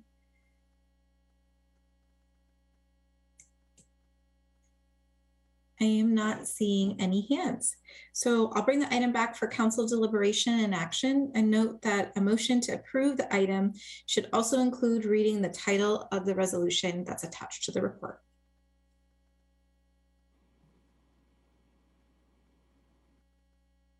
Councilmember Abikoga. Thank you, Mayor. I'm going to go ahead and make a motion. I didn't see other hands, but hopefully Councilmember Showalter is going to second the motion. But I would like to make the motion to adopt a resolution of the City Council of the City of Mountain View declaring the existence of a Stage 1 water shortage emergency condition and directing implementation of Stage 1 water demand reduction measures. And let's hope for a wet winter. Great, thank you. Councilmember Showalter? And yes, I would like to second it. And also in item 8, I'm going to be giving a report on our recycled water committee, which is about something that we're doing to help with drought-proof supplies. Great, thank you. So we have a motion by Councilmember Abikoga, seconded by Councilmember Showalter. Councilmember Lieber. Thank you, Mayor. I think that this is a very necessary step, and it's something that I'm strongly supporting. I've actually been contacted by a number of constituents who have asked why this step wasn't already being taken, and I think that it shows that our community in Mountain View is very water conscious. And I think that this will be a very helpful step in increasing that behavior. And it's something that is very necessary. Moving water equals energy, and that adds to our climate crisis. And so I want to join others in thanking staff for putting these steps together, because this really does make a difference for our community and the wider environment. Great, thank you. Any other council members like to say anything? All right. Not seeing any. I think we'll ask for the roll call vote. Councilmember Abikoga? Aye. Councilmember Showalter? Yes. Councilmember Hicks? Yes. Councilmember Lieber? Aye. Councilmember Matichak? Yes. Vice Mayor Ramirez? Yes. Mayor Kamei? Yes. Motion carries unanimously. Great. Thank you. Thank you, staff. We'll move on now to item 7, which is our new business. Item 7.1 is our downtown parking strategy adoption. First, we'll have remarks by City Attorney Chopra. Thank you, Mayor. Because the parameters of this project have changed since the council last reviewed it, Councilmembers Abe Koga and Hicks, who had previously recused themselves, may now participate in this item. Great, thank you. And we have Business Development Specialist Tiffany Chu and Principal Planner Eric Anderson that will present the report. Assistant City Manager and Community Development Director Archie Shrivastava, Economic Vitality Manager John Lang, and the city's consultants from Nelson Nygaard, Phil Olmsted, and Alex Mercury are available for questions as well. Take it away. Good evening, Mayor and Council. Let me just share my screens with the PowerPoint. Good evening, Mayor and City Council. Tonight, we are discussing the downtown parking strategy. The parking strategy work began in August of 2020 with Nelson Nygaard to develop a comprehensive strategy. In May 2021, City Council discussed and agreed with the proposed framework principles and solutions and recommended a multifaceted approach to address the parking shortfall. The next few slides will be a quick refresher on the council-approved goals and early findings. During the development of the strategy, input was collected from key stakeholders, including residents, businesses, developers, and visitors. Perceptions were that parking is inadequate and customers need assistance in finding parking.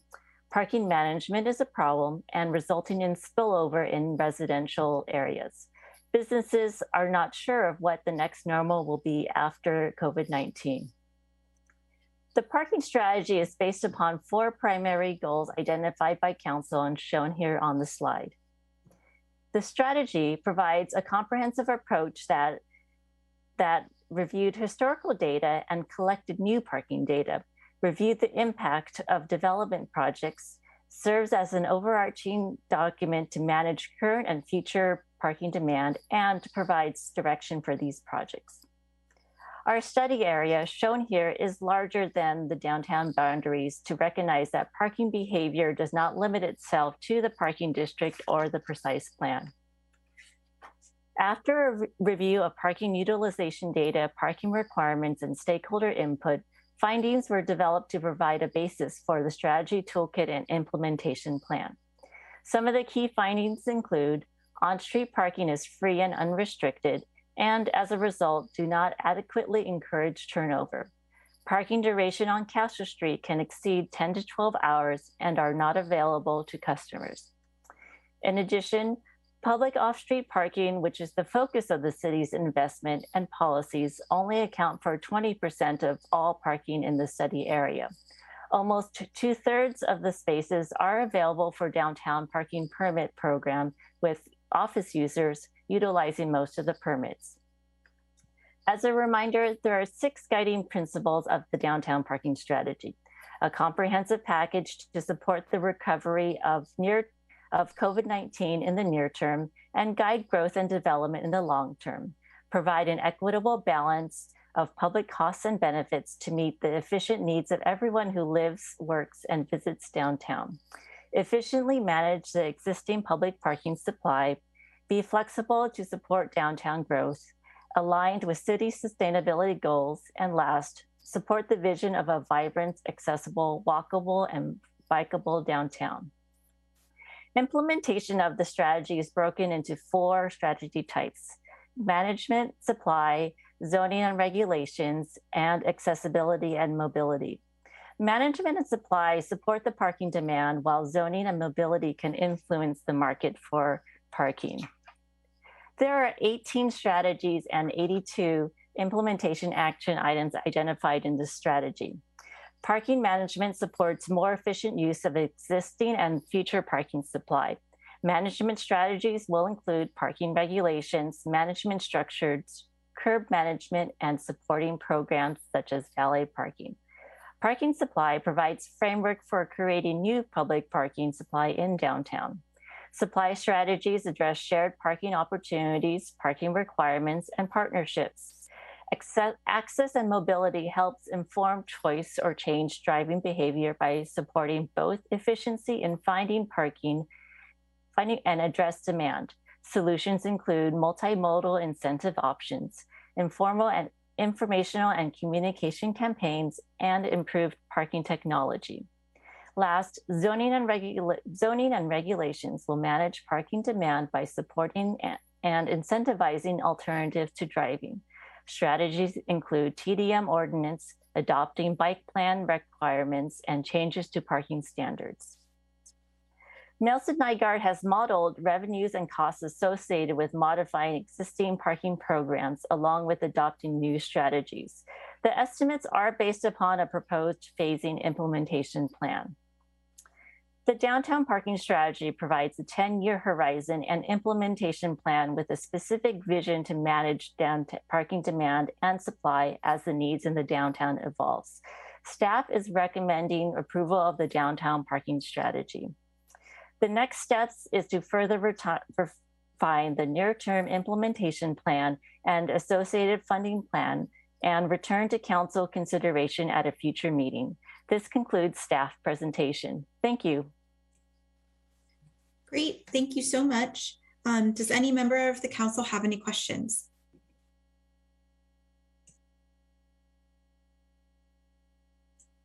Councilmember Matichak. Thanks. Let's see, in the past, we talked about looking at changing the location of where permit holders can park so that they're not parking in the lots that are closest to Evelyn. I didn't necessarily see that in the material, and I was wondering, was that included or not?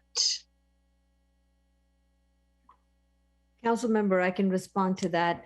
It is. We are looking at revamping the employee permit parking program, not just in terms of how many permits are handed out and the rate, as well as whom they're handed out to, but also the locations of where people will be parking. Great, thank you. I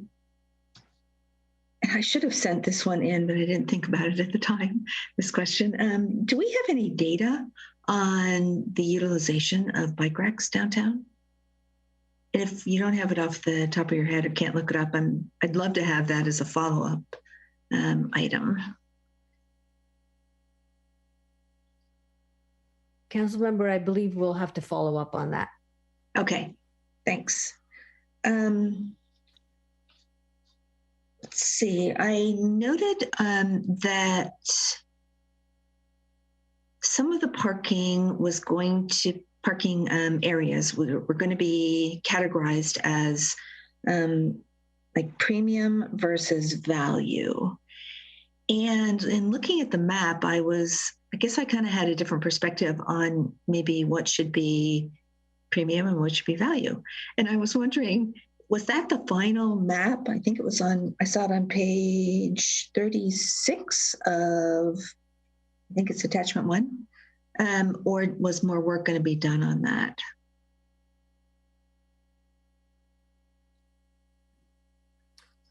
I think this could be responded to by one of the consultants. Phil, would you? Sure. Yeah. Good evening, Mayor and members of council. Can you all hear me okay? Mm-hmm. Great. Good to see you all again. Great questions. So this is not final. This is one potential recommendation. What we, as looking at the data that we saw from the study, both historic utilization data as well as data that we collected during the study, as what appeared to us to be kind of the distinction between premium and value. But this would be very much something that could be revised as a paid parking program is rolled out, certainly as more data is collected, but it is up for discussion and further consideration with y'all and the community. So you said you did look at utilization when figuring out premium versus value? Correct. Yeah. So we looked at historic data from previous studies prior to COVID, as well as some of the data feeds from the city that the city collects on an ongoing basis. And then we also went out and collected data, I believe I'm trying to remember the exact timing. I think it was October, November of 2020. And that also informed some of the recommendations. Okay. Let's see.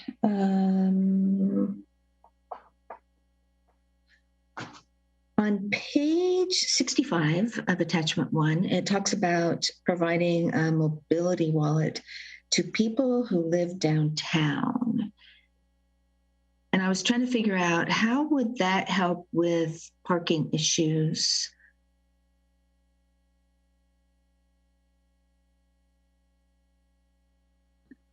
Phil, maybe you could respond. Sure. Yeah, so the mobility wallet is a concept that we've seen be really successful in other communities. Portland, in particular, has adopted a program where they give a mobility, what they call a mobility wallet, basically discounted package of subsidized mobility programs, so a transit pass, bike share, in Portland, ride hail, e-scooter, and they distribute that not only to employees within the downtown or within the district in which the mobility wallet is offered, but also residents. And what they've seen from the data and what they've shown is it's been successful, particularly in their responding to some of their conditions that they have in terms of reducing overall parking demand. So residents actually giving up that second car, which frees up a space either in their building or on the street if they're parking on the street. And they've actually seen a fair number of residents give up in this location residential permit parking because they don't have that second car. They found that they can now get around with these other mobility options. Got it. Thanks. Mm-hmm. And I was also wondering, kind of like the next steps for all of this. So I had a conversation with the city manager about this, and I was wondering, does any of this come back to the council? Clearly, we saw some things were coming back to us. And I kind of assume if we need to allocate additional money, or there's an ordinance or an amendment to the zoning or a precise plan or something like that, it would come back to us. Because I feel like maybe there are some things I have a perspective on that I want to comment on, but I'm not sure we were going to do a deep dive on all of these tonight. So I'm trying to figure out the balance here of, how much do we go into these tonight versus are they going to come back to us so we get to comment in more detail? I could maybe answer that, council member. So we are planning to create an immediate, interim, and then long-term plan for the implementation. Many of these will need council input in terms of ordinances. For example, Downtown Precise Plan Phase 2, when it comes back on the council's work plan, would address some of the zoning and other regulations. Or if we move forward the parking administrator position, we would come back for funding.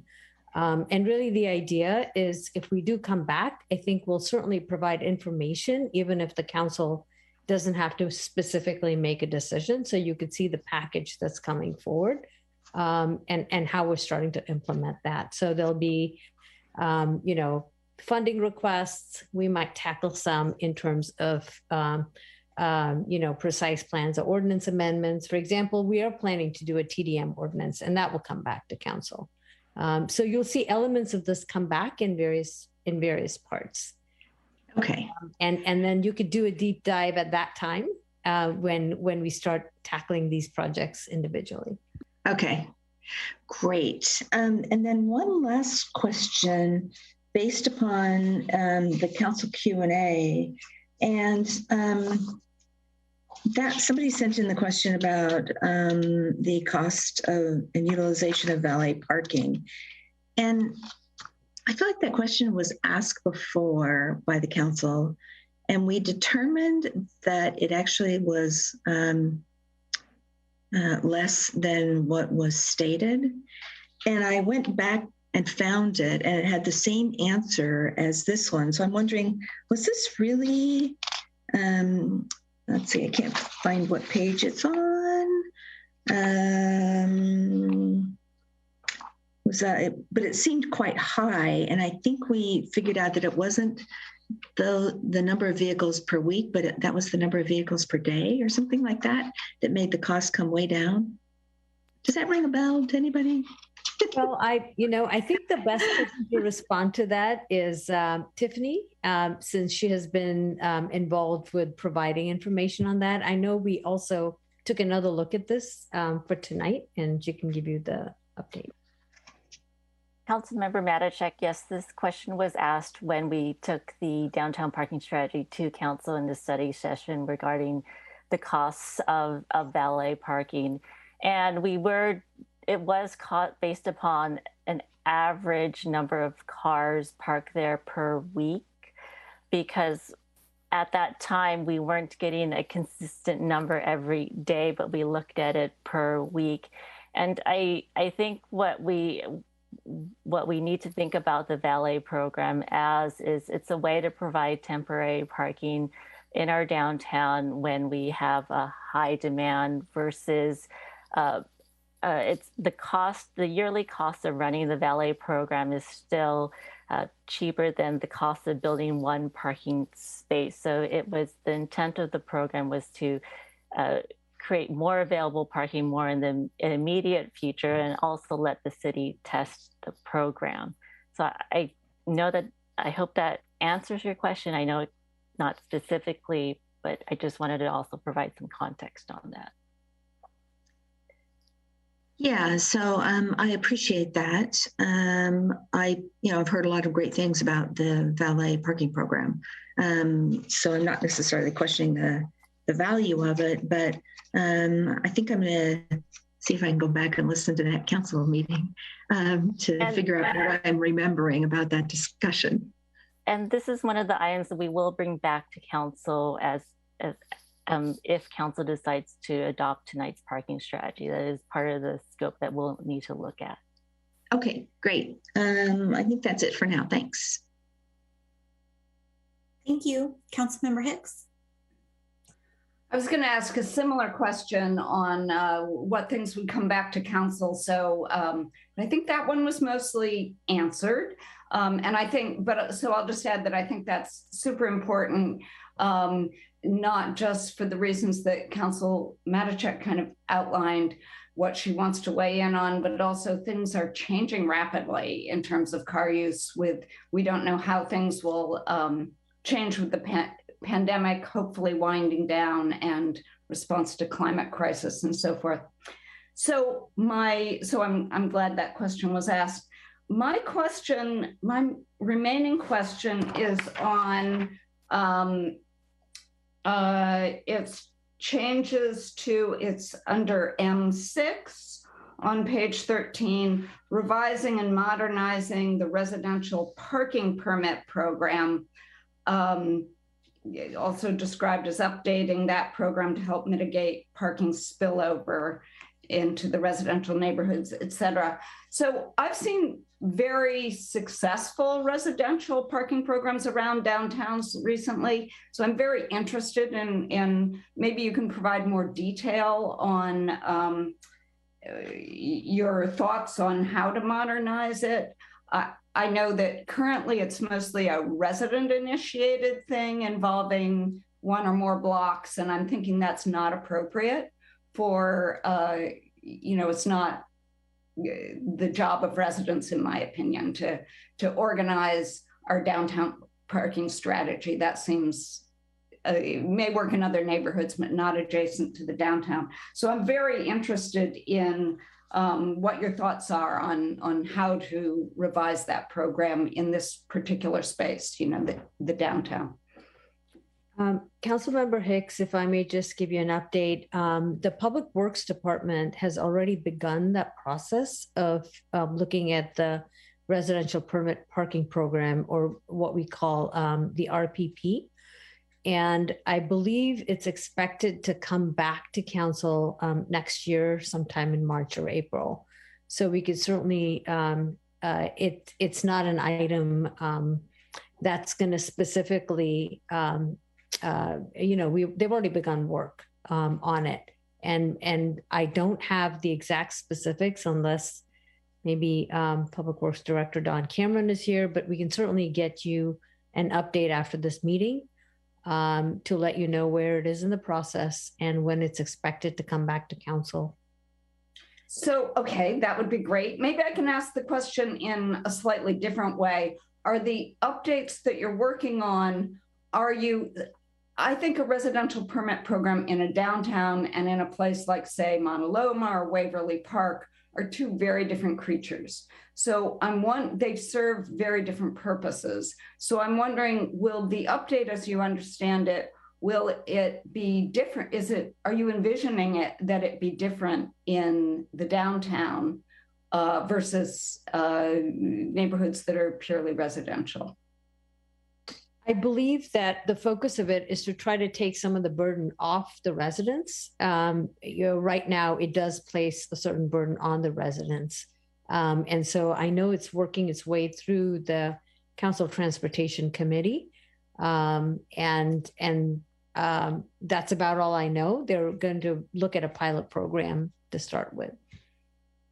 Okay, yeah. So I guess, sorry. I was just going to jump in and offer, just add a little bit of flavor to that. Yeah, we worked closely with Dawn and her team and really made sure that the strategy is syncing up with the latest thinking. So as already mentioned, really making the process more streamlined and easy for residents to initiate or start up an RPP.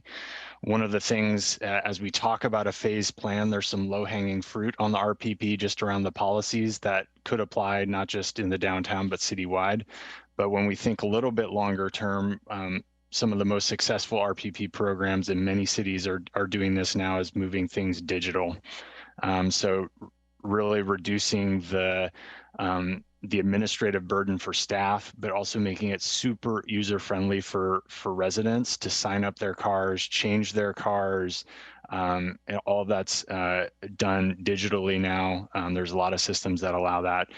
So really making it more customer-friendly. So those are all things that are in this strategy that we need to build to, but are included as part of the reform to the RPP system. So I guess I'll just ask one more piece of this question.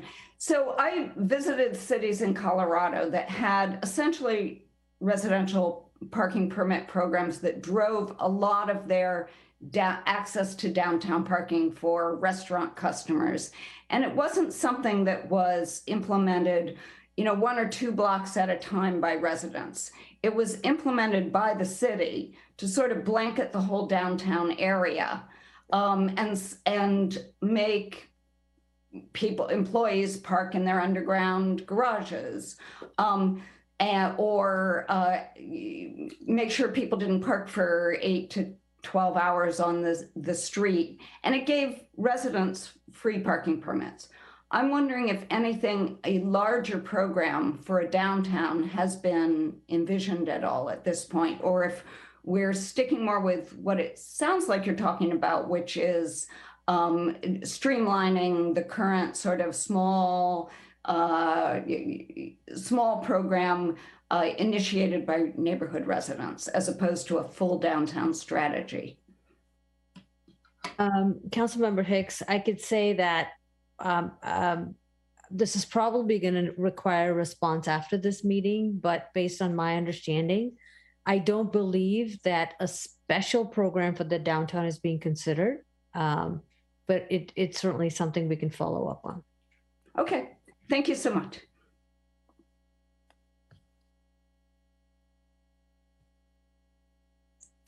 Great, thank you. Any other council members have any questions? All right, not seeing any, we can turn it over to public comment. So if any member of the public on the line would like to provide public comment, please click the raise hand button in Zoom or press star 9 on your phone, and we'll display a 2-minute timer on the screen. And our first speaker is James Kuzamal.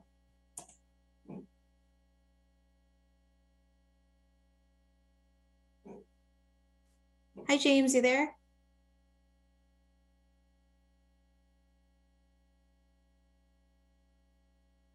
It looks like you're unmuted, James, but we don't hear you.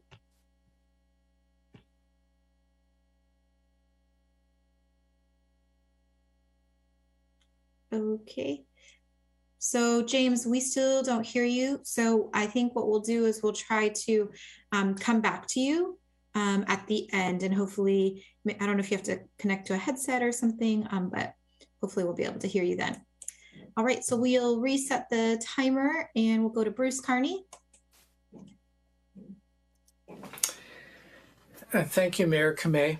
Once again, this is an item the Council is considering, which was recommended by the Sustainability Task Force 3.5 years ago. We called it Recommendation T6, Restrict Parking to Encourage and Fund Alternative Modes. Of the 36 recommendations from the task force, this was the only one that was a net revenue generator for the city of Mountain View. Essentially, it's a paid parking recommendation. There were 5 points. I'd like to read them briefly. The first was implement modest fees for parking in downtown public lots and parking structures, and use the funds collected to underwrite investments in bicycle and EV charging infrastructure. Point 2, charge for on-street parking downtown. Point 3, implement neighborhood parking permits for a modest fee. Number 4, unbundle parking from rents for residential and commercial tenants citywide. And number 5, rent parking spaces to autonomous EV fleets to recharge and park at night.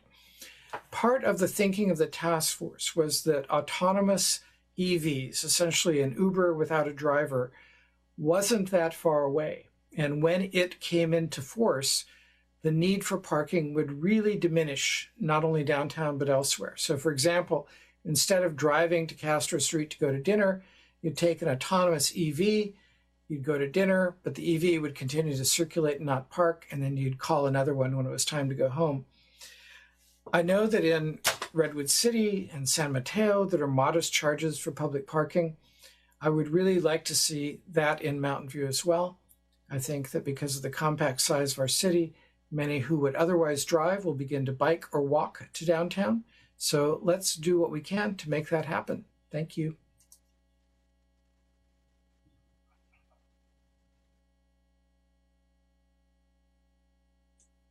Thank you. Robert Cox. Can you hear me? Yep.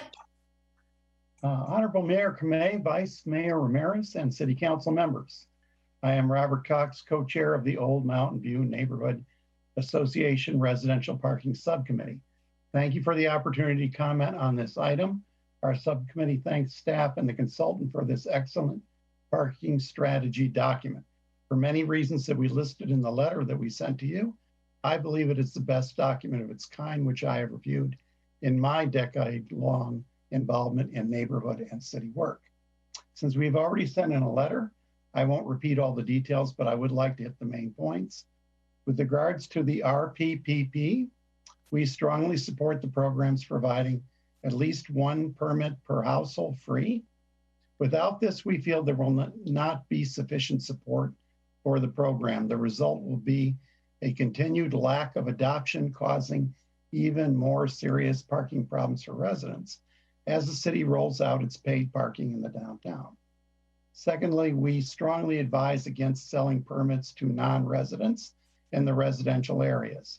From the beginning of our discussion with the city has acknowledged the primary reason for parking spaces in the residential areas is to provide parking for the residents and their guests. Selling permits to employees in our residential areas is a violation of that fundamental premise. We also support the recommendation to create a parking administrator and an increase in parking in lieu fees to better reflect the cost of providing parking for employees and business customers. We believe that if the downtown parking district is expanded, residents should not be saddled with additional taxes if they end up being included in the district. Finally, as COVID winds down, please let us know if you change parking enforcement. Thank you for the opportunity to express our views. Thank you. Cynthia Guerrero. Oh, hi, Mayor and Council. I apologize. I'm totally logged into the wrong account. My name is Drew Myersek. I work for Cynthia Guerrero at California Strategies. But I do want to thank you for the opportunity to speak today. I'm speaking to you on behalf of our client, Clever City, which is a technology-forward parking service that helps move drivers into parking spaces more efficiently. Clever City supports the proposal today, and we are very excited about the changes to the downtown parking strategy in Mountain View. Clever City, as I just mentioned, offers innovative transportation and wayfinding solutions to move drivers into parking spaces more efficiently through low-profile sensors, discrete digital signage, and flexible app integration. This in turn reduces carbon emissions, increases movement through business centers, and creates an overall convenience for drivers.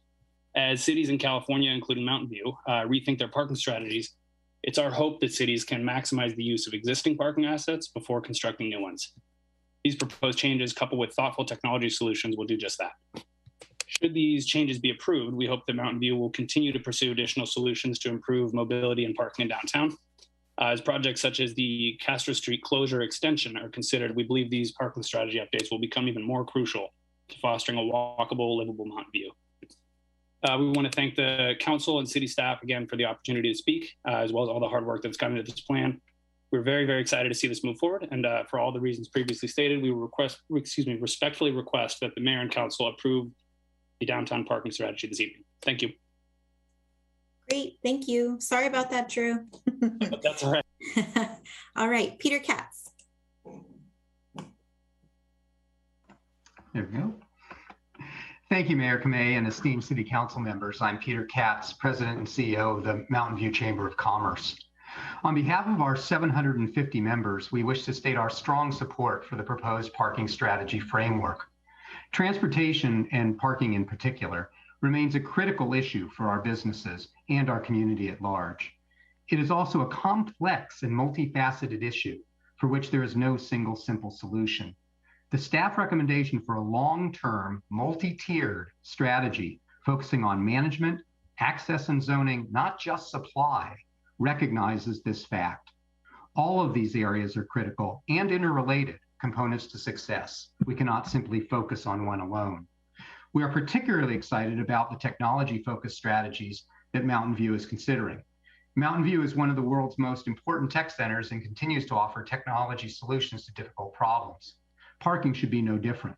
Investigation into creative approaches to wayfinding and guidance systems, such as Clever City, as mentioned a few moments ago, ParkStash, Google Maps, and other technologies help create a more sustainable and accessible parking program that is so sorely needed. At the same time, we are pleased that the plan calls for parking alternatives to be found during construction, especially those projects that will overlay existing parking lots. We also support improvements to mass transit and non-vehicular modes of transport that encourage less vehicular use. Improved efficiency in transport, access, and parking means more visitors and shoppers to our city and increases the vibrancy of our commercial and public centers. Thank you for this comprehensive plan. We are excited to work with the city on exploring the actions more deeply and implementing solutions. Thank you. Daniel Hulse.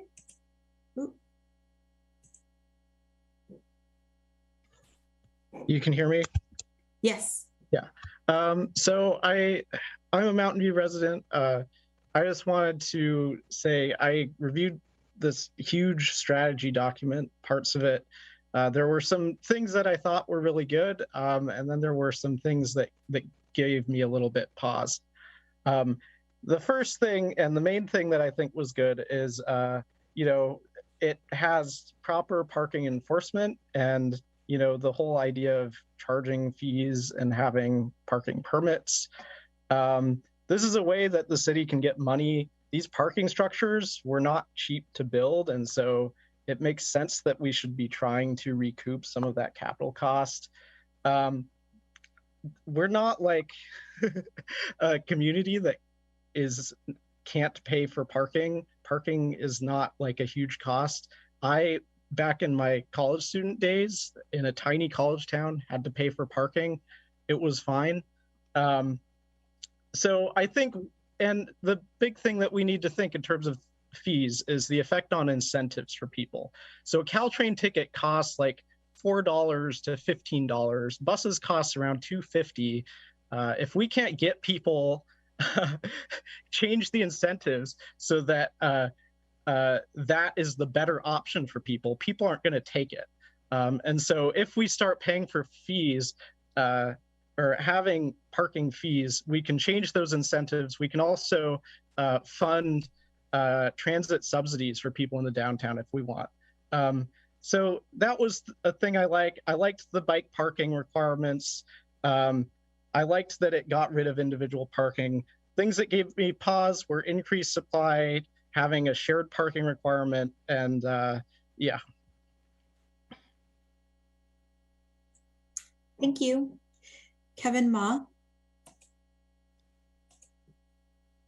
Evening again, Council. My name is Kevin Ma, again, a resident of Mountain View in the San Antonio neighborhood. I will hope that from this plan you can determine that we don't really need any more parking garages in the area. I understand that every time usually people get confused about like, I ran out of on-street parking, they always say, why don't we just build more parking? And fundamentally, that should not be the knee-jerk reaction.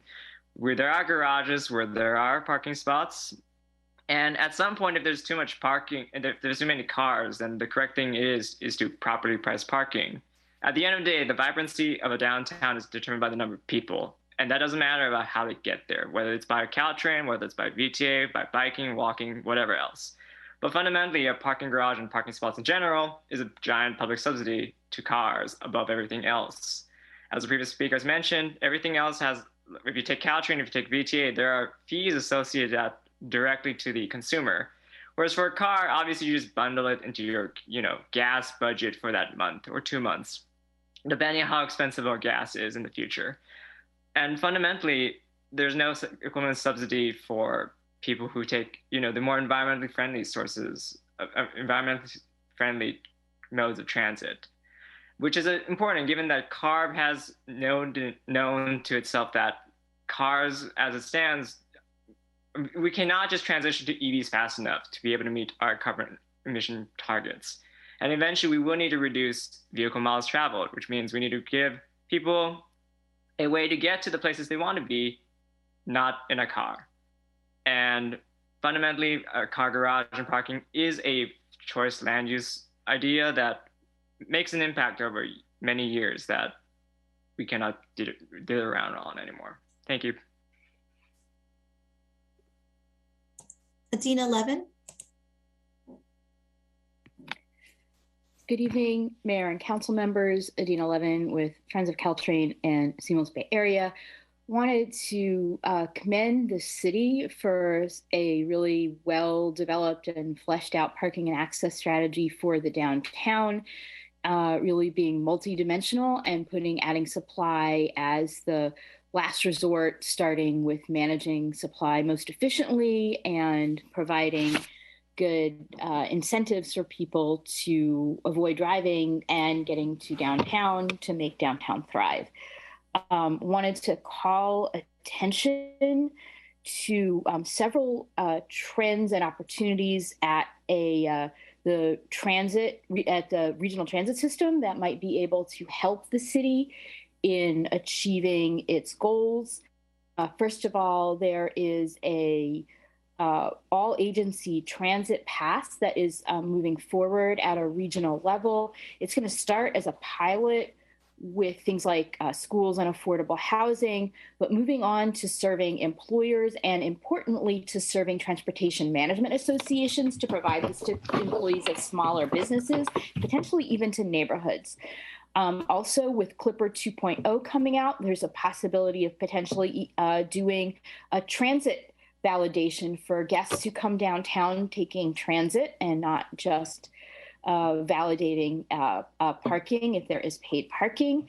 And lastly, as Caltrain is electrified, there's the potential to have service hours that support a wider variety of work hours and a wider variety of trip types. So wanted to support what others are saying in terms of using these strategies to balance the incentives, making it attractive to come to downtown without driving. Thank you. Okay, James Kuzamal, let's try again. All right, working better this time? Yes, we hear you. Yay. All right, great. James Guzman, I'm speaking for the letter from MVCSP, Mountain View YIMBY, and Green Spaces MV. There's more detailed comments in the letter, but I want to call out 2 main points. Firstly, we would ask that to meet the council's own guiding principle that parking and driving come at a cost to the community, we should explicitly adopt a policy of maintaining a constant effective parking supply to ensure that when we add the shared parking, we simultaneously are removing some physical parking so we don't increase traffic in Mountain View. We would not want to make our physical parking more efficient and then end up with more people driving to downtown. Instead, we should be taking advantage of those efficiencies to reuse the surface lots for housing, parks, or other productive uses. And to be clear, this does mean not building any new parking garages. Secondly, while the proposed reforms for the parking in lieu fees and strategy Z3 do represent progress, it is still sort of fundamentally backwards to be charging fees for not building parking, despite that being the more sustainable choice. Instead, we should move in the same direction that San Jose has begun exploring and actually charge fees when developers do build parking to better represent the true externalities that additional driving brings to our community, while using that funding to fund better public transit and active transportation improvements. We also hope that the city will consider the other recommendations we listed in our letter, like more possibilities for using the curb space, avoiding spending TMA funding on rideshare subsidies, explicitly programming some TMA funding for working with increased transit service, like Adina mentioned, as well as the concept of transit validation for the TDM rather than allowing sort of the concept of parking validation to create the right incentives when people are visiting businesses. Thank you, and thank you for bearing with me through the technical difficulties. Great, thank you. Salim Damardiji. Hi, Salim. I live and work in Mountain View, and I agree a lot with James's comment. I think he actually said it better than I could. I really hope Mountain View doesn't add another parking structure. I'll admit I'm a little biased. I was biking through Castro 2 days ago, and I almost got hit by a car. So I really hope that we have a Castro that's walkable, bikeable. It's a lot more vibrant that way. So yeah, thank you. Thank you. David Watson. Hi, I'm David Watson. I'm a member of Mountain View YIMBY. Again, James's comment was terrific. I mostly am just echoing what he said, but it seems clear to me that we shouldn't be building extra parking structures in downtown. It's premature to be doing that. Also, we shouldn't be charging commercial property that doesn't build parking when we would prefer that we don't add a bunch of unnecessary parking, because each car that drives to downtown right now imposes costs on our infrastructure, and there are much more effective ways to ensure that we have available ways for people to travel to downtown. Modest fee programs that target 90% utilization of parking spaces can be very successful, possibly only needing to charge during the absolute peak hours. Payment for parking is constantly getting simpler with widespread adoption of smartphone payment systems, which will further reduce friction for payment. This is a great way to limit vehicle miles traveled in Mountain View to meet our environmental goals while continuing to build our downtown, which I'd say is already the nicest of our peer cities. Great, thank you. All right, I don't see any other hands raised, so I'll bring the item back for council deliberation and action.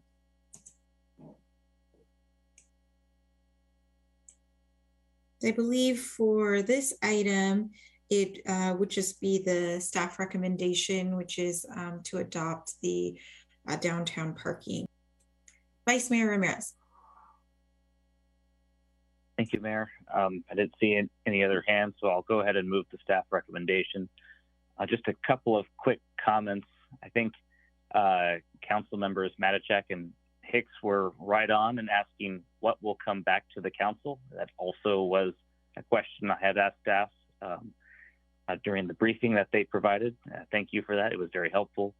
I think many, I won't say most, but many of the items of greatest significance brought up by members of the public will come back to us in one form or another through an appropriation or an amendment to the zoning code or the precise plan, capital improvements, that kind of thing.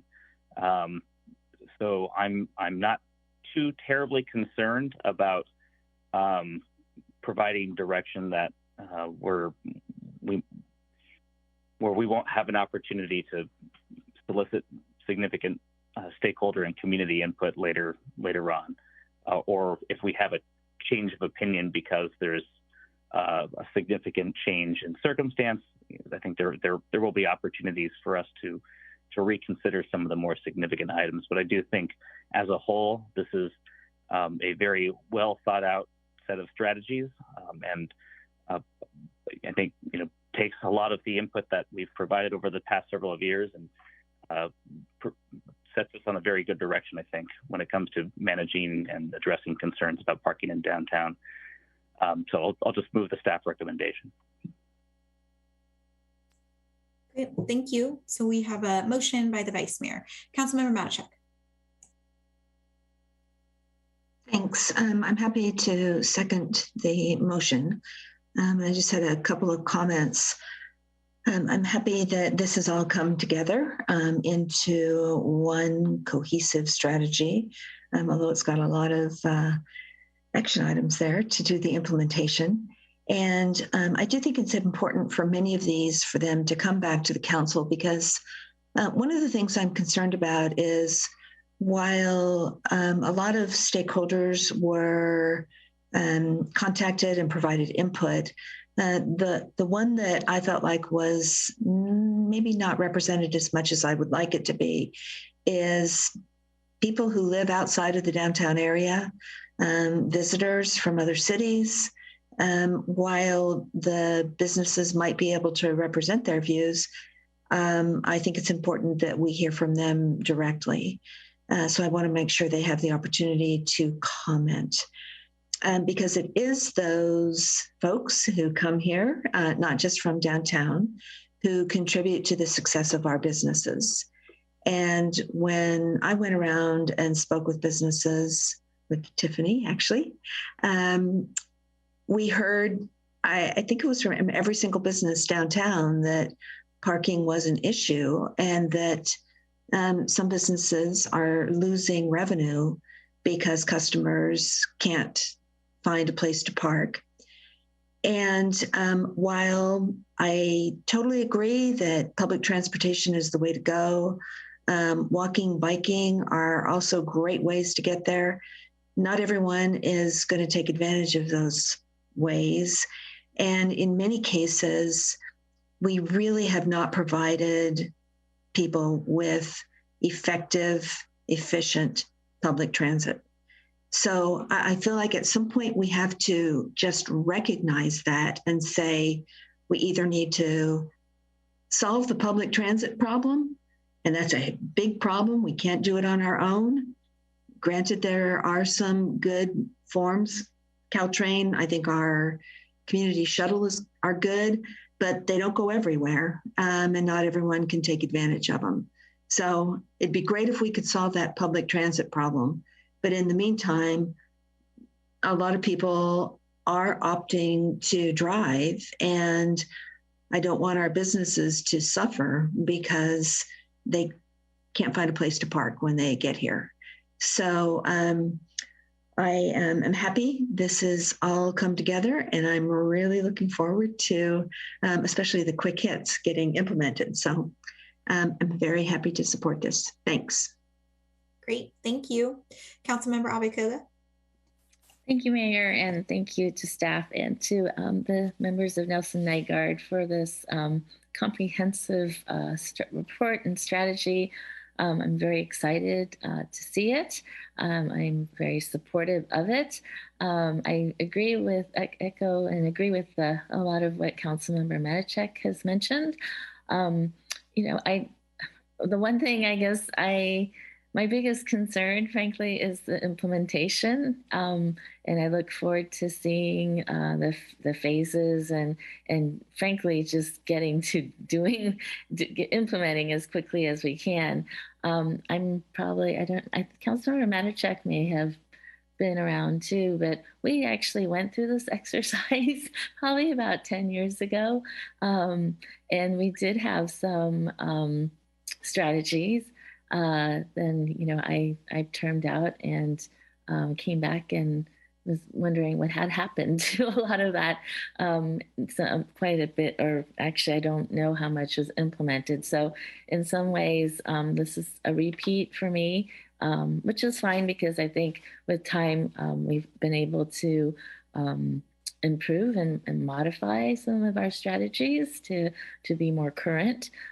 So I can appreciate that. But I really think, we've talked about parking, downtown parking for years and years and probably decades at this point. And, it's great that we are a destination downtown. I hear more and more people say from outside of Mountain View say how they like to come to our downtown for our restaurants and so forth. So, it's a real issue. It's a real challenge. And so I think we do need to move quickly into implementation. I appreciate the concerns about parking structure, will we need it, the land use decisions. I think, again, things have changed, technologies have changed, whatever, even a parking structure can potentially be converted down the road now. That was not the case 10 years ago. So I think this can be a flexible strategy, and we can revisit it. I hope we revisit it, frankly, more frequently this time around, so that we can adjust accordingly. So thank you again to staff, and I look forward to seeing the next steps. Thank you. Councilmember Showalter. Yeah, I'm going to be glad to support this report. I'm happy to see it. But one of the policy questions that I just want to mention, and I'd really like to hear from my council colleagues on this, is about the revenue neutrality of it. I know that maybe 5-6 years ago, we put together the residential parking permit program, and it really hasn't been utilized at all. And I think one of the fatal flaws with it was that it was designed to be revenue neutral, which meant that all these people who'd been parking for free on the streets for years were all of a sudden going to be required to pay for parking permits, as well as, go through all the bureaucracy of getting the system set up. And that really just wasn't a very appetizing idea for anybody. So I think that our driving policy shouldn't be revenue neutrality. It should be to make the parking that we have work as well as possible. I think all of us have said many different ways that a core community value for Mountain View is a vibrant downtown, and having the parking work really well contributes to that vibrancy. So I think that's what counts. I think that's sort of the first level principle. The cost, the revenue neutrality, I think that's a very, very minor issue relatively.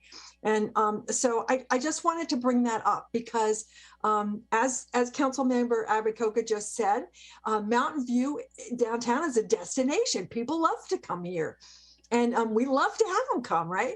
But they do need a place to park their cars or their bikes when they get here, and we need to have the the system that we have work effectively. And so I just think that effectiveness that leads to vitality of the downtown, that's what I care about. The revenue neutrality is of course, we have to be careful with our pennies, but the revenue neutrality is a secondary or tertiary kind of worry to me relative to this. It's making the downtown work better because the parking is better. And one thing I have to say, you know, in looking at what has worked is, you know, one of the things in the policy that we discussed maybe 5 years ago were the wayfinding signs that are in the parking garages. And it took a long time to get those installed, but they're great. You know, I mean, it shows you, you can see from the lights which stalls are empty or not from quite a distance. And then there's a sign right outside that says, well, there's either room or there's not. So you know, not to drive in and waste your time. I mean, that's a huge improvement. So getting what we can implemented as quickly as possible is also really important to me. Thank you to staff. Councilmember Hicks. Well, I will also be happily supporting the strategy adoption, and I was very pleased to read the overall framework, and I'm also glad to hear that it's going to be coming back to us piece by piece so that we can adjust it over time as conditions change and as we learn. I agree with Councilmember Showalter that this is very important, and one of the main things residents want when they talk to me is a vibrant downtown, and parking strategy is key to that. Another thing residents want, I think, increasingly is sustainability planning, and this is key to that as well. I agree with Councilmember Showalter that it doesn't have to be revenue neutral as long as we're delivering on that, that thing that is the vibrant downtown that so many people want. I'm also hearing two different things from some of the public comments. One, I've heard that people want from residents that they're worried about downtown businesses coming back and want to make sure that we have strong local restaurants and other businesses that people can easily visit, that people don't just, for example, drive to Los Altos or Palo Alto or wherever they can find parking more easily. At the same time, I very much sympathize with the speakers who've said they don't want us to just go out and build a new parking garage. And I think that there are a couple things we can do to, I think happily in this case, there are a couple things we can do in the short term to kind of meet the needs of both of those groups of people. And one of the biggest is the one that I mentioned in questions, which is the RPP that I think in council questions, I got from staff that there are over 3,000 street parking places. And what I saw in my recent travel to cities around Colorado is that they blanketed the whole downtown with parking permits. They gave residents free parking permits. They structured 3-hour parking so that employees parked in the underground garages, and the parking that they had already built was well used. And I think that if we do that, I think that's a pretty easy first step. We certainly have to do it if we ever have any paid parking, because if we don't, people will not pay for the parking. They'll just drive a block or two away and park in the neighborhoods. So I'm hoping we can do something like I've seen in other cities that will access much more parking, that will drive employees into the underground lots and access the street parking that we have. I also like the idea, when I talked to staff earlier, of having our downtown parking permits sold in places that are not the most favorable parking spaces, reserve those for restaurant and retail customers. So I think there are further away places, whether those be the top floors of our parking garages, whether it be the police lot that we're reconfiguring, or some other spaces. I think we can better access a lot of the parking we have and hopefully not have to build more supply, and then continue to tweak as conditions change and as we go on. Other than that, I love a lot of the other suggestions, and I'm not going to read them through one by one. I'm not going to read them all through, but I hope to revisit them, as they come back to council. Thank you. Thank you. Councilmember Lieber.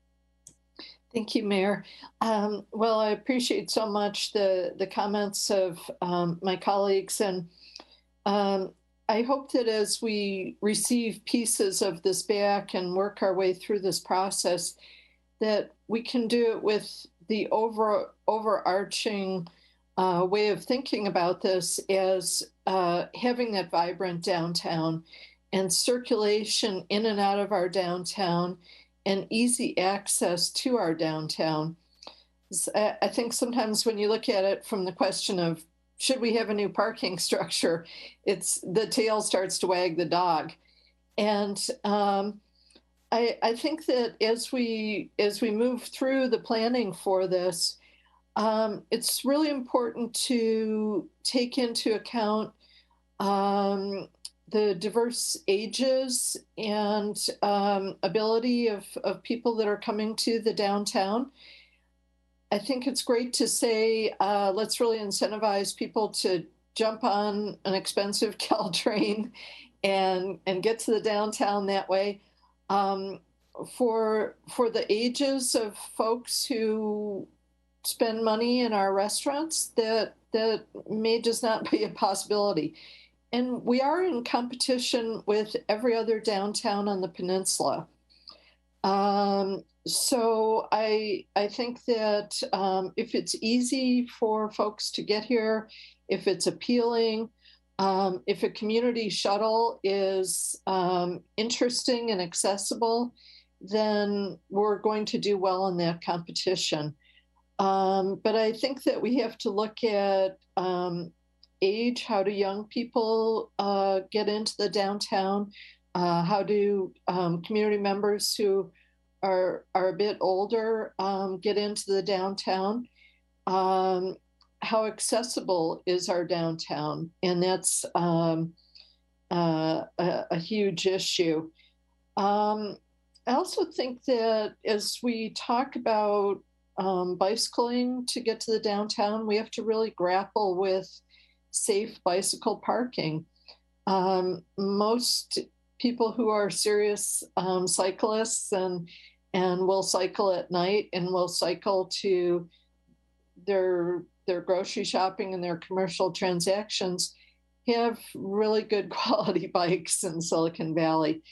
And we don't really have the infrastructure that makes them comfortable with bringing those bikes into the downtown and having a place to park. So I'd just like to put in that plug for looking at it in terms of access and circulation and having a vibrant, workable downtown. Great, thank you. So I believe everybody's had their opportunity to make their comments. So I think, let's see. And we have a motion by the Vice Mayor that was seconded by Councilmember Matichak. So I think we can do a roll call vote, but I just want to add in some comments as well, which is I'm so happy that the full council is able to talk about our downtown parking strategy. I think kind of the robust comments that we're hearing just kind of shows the importance, and it's so wonderful to be able to have a full council be able to weigh in this time. And so just want to echo the thanks that were mentioned earlier to our staff, to our consultants, as well as the community. I think one of the really kind of interesting silver linings of the pandemic has been the community outreach that we have been able to do. And so I would just say, as we're talking about phasing the various, implementing the various phases, trying to continue that, I think, the goals and the strategies makes sense. The kind of new strategy study area also makes sense. And I think as we have been discussing, looking at the Moffett area, being able to incorporate Willowgate into the Moffett precise plan is also another way to address that issue that we had seen kind of permeating into our downtown parking kind of challenges. So I'm happy to see that staff has been able to be creative that way. The strategy toolkit with the 18 strategies, I think are very clear, and agree and echo the comments in terms of being able to continue to have council input onto the phasing and the implementation process. I think it will be kind of looking at the details to make sure that it's successful, and then continuing to have the outreach. I like the comments about making sure we're not only including the community and the business owners that live right in the downtown or have businesses right in the downtown, but also reaching out to all our various neighborhood associations and hearing kind of their use patterns. And I think that's what was the great feedback we were able to receive when we looked at the pedestrian mall study. And so would love to kind of do that as well. The only other comments that I would add as we're thinking about implementation is when we're discussing kind of wayfinding, when we're discussing strategies, making sure that we are doing that kind of in language, doing multiple languages, and even kind of maybe exploring that with our wayfinding opportunities. And I think that will be kind of phased in later. But I think we all know Mountain View is a very vibrant, multicultural city where we have people all around the world coming, and it would be great to have signage in multiple languages. So that's the only other thing that I wanted to make sure that we included. So thanks everyone, and we will call the question and have a roll call vote. Vice Mayor Ramirez? Yes. Councilmember Matichak? Yes. Councilmember Abikoga? Aye. Councilmember Hicks? Yes. Councilmember Lieber? Aye. Councilmember Showalter? Yes. And Mayor Kamei? Yes. Motion carries unanimously. Great. Thanks, everyone. Thanks, staff. Thanks, Alex and Phil. All right. So that concludes item number 7. So we can move on to item 8, which is our council, staff, and committee reports. And I know that we have someone already in the queue, which is Councilmember Showalter. So Councilmember Showalter, we'll turn it over to you, and City Clerk Glazer will pull up your slides.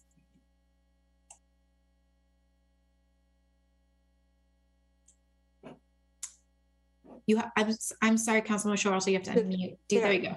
There we go. Okay. All right. Yes, if you could pull up the slides, I'd appreciate it, Heather.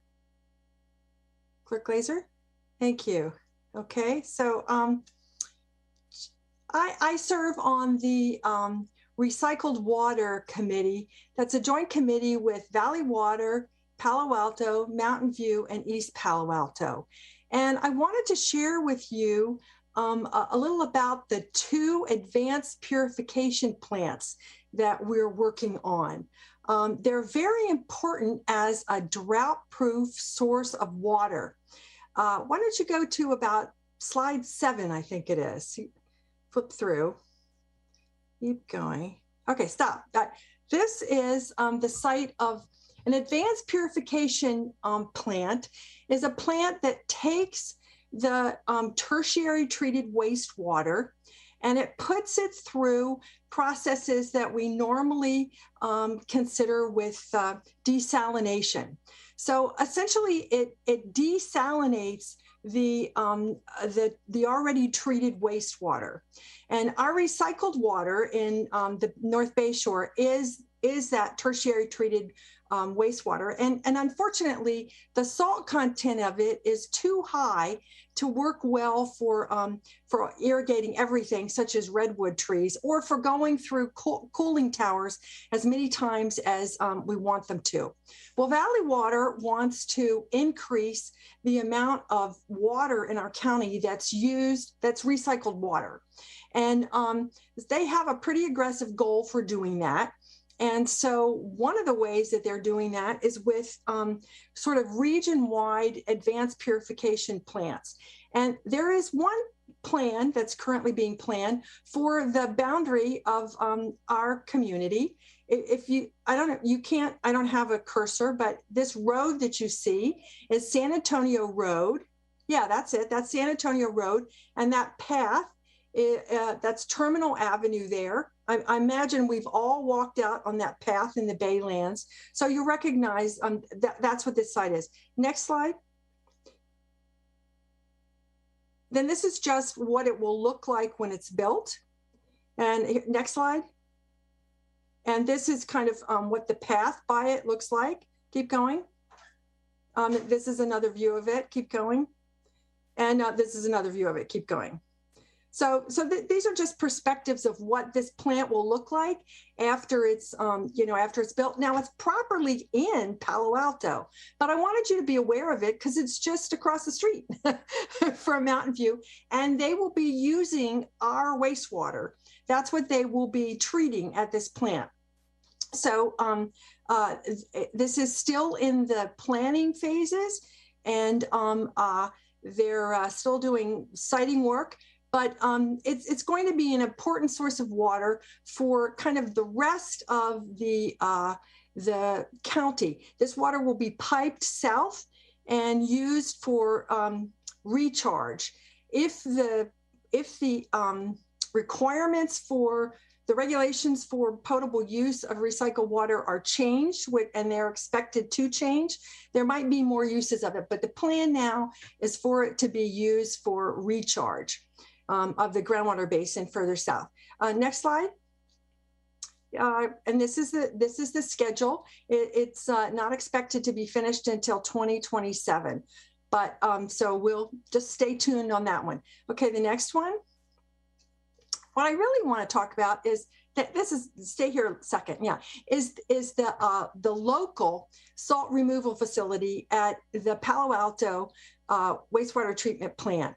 You'll see this, where the edge, just that corner, is going to be the facility, and they're going to take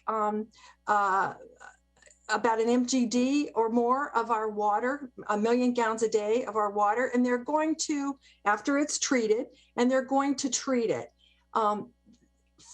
and this will produce a water that's almost like distilled water. It's very, very pure. So they're going to be blending that water in with our recycled water, and that's going to create a much better quality recycled water for use in the North Bay Shore.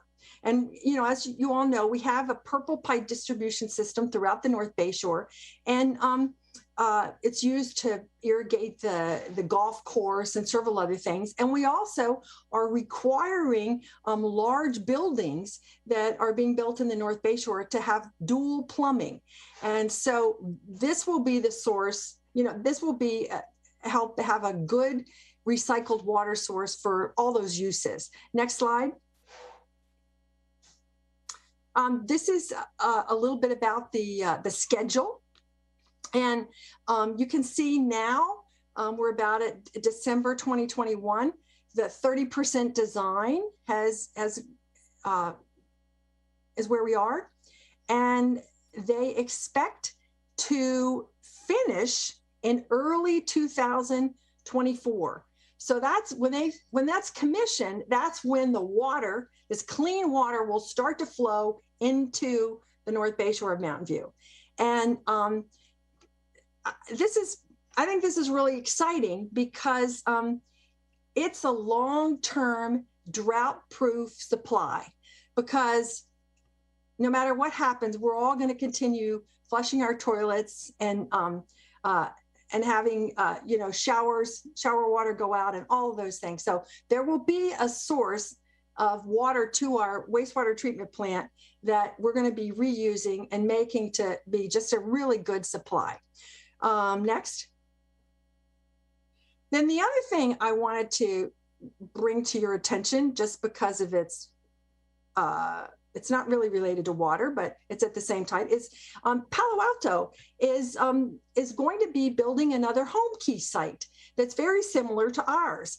And it's in the area, the green area. You see, this is the same site of the Los Altos treatment plant that's on San Antonio Road near Terminal Avenue.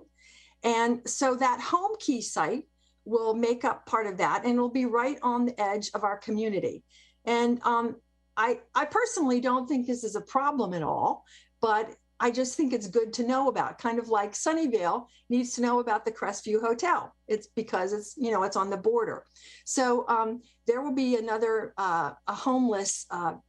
a facility to help homeless residents there. And I think that's a good thing. So I just wanted to share that information with you. And that's and be glad to answer any questions. Great. Thanks so much, Councilmember Showalter, for updating us. Do any colleagues have any questions about her presentation? Councilmember Hicks.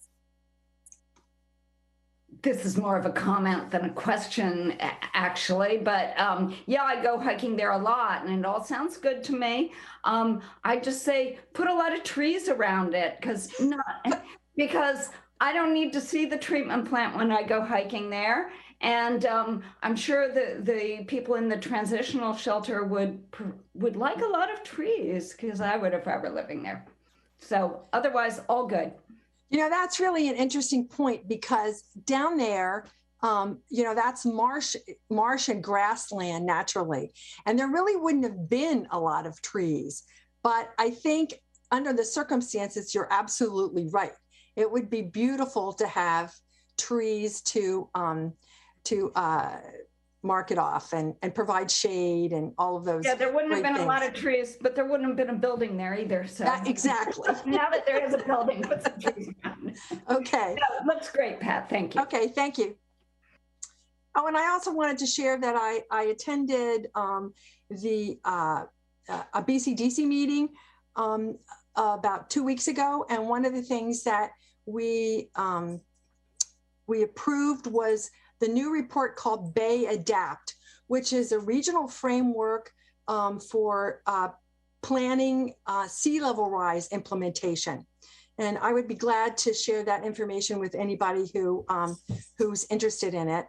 And it's been worked on for about 3 years from a consortium of many agencies and groups, and will really help as a roadmap for all of us moving forward. It particularly emphasizes collaboration, technical collaboration, and environmental justice issues, and how to find funding. So it takes, you know, very much a regional point of view, which is different from the sea level rise program that the city of Mountain View itself has put together that we're moving forward on. So I just wanted to share Bay Adapt with everybody. Thanks. Great, thank you. Councilmember Abekoga. Thank you, Mayor. I just wanted to report that last week I attended a 2-day MTC workshop and along with the board meeting. The focus was on what the MTC's work on a Blue Ribbon Task Force, which is originally focused on COVID recovery, and then it evolved into a lot of what we talked about we adopted the seamless transit principles and how to move those forward. So there's a lot more coming. One of the items being talked about to be able to implement a lot of the strategies is a regional measure, ballot measure. Although timing is of course very important. I also serve on the BAFA, the Bay Area Housing Finance Authority, which you may have heard of in that it was a organization or agency created to basically find funding to build more affordable housing. And BAFA is also looking at a regional measure. Actually did some polling that did not come out very strong. So it will not be happening in 2022, but I think 24 is being looked at potentially by both agencies. So please stay tuned. I think will be, a hot topic of conversation as it makes its way through the various committees and communities. Thank you. Great. Thank you. Councilmember Matichak. Thanks. We had a meeting of the Santa Clara County Airport Land Use Commission, and we discussed, once again, updating the comprehensive land use plan for the San Jose Airport. One of the things we talked about was the recent FAA study that shows airplane noise is even more annoying than previously thought, which I can attest to. I live under the South Flow for San Jose Airport. And, how we might factor that into the update to the CLUP for San Jose Airport if we factor it in. So interesting discussions. Thanks. Thank you. Councilmember Lieber. Thank you, Mayor. I was very pleased to see our community member, Bruce Carney, be very present in tonight's meeting and to raise the good work that was done by the Environmental Sustainability Task Force. And one of his requests was that we look at the recent actions of San Jose and see if it might be possible to accelerate our efforts in time as well. And I know that we've received a lot of recent information about the amount of time that we have to take very meaningful actions. And so I'm not sure mechanically how we can refer that to the council committee that will be meeting at some point soon. But I would like to see that issue of accelerating the date for our carbon neutrality goals referred to the committee.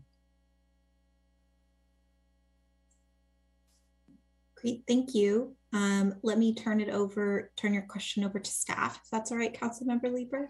Please.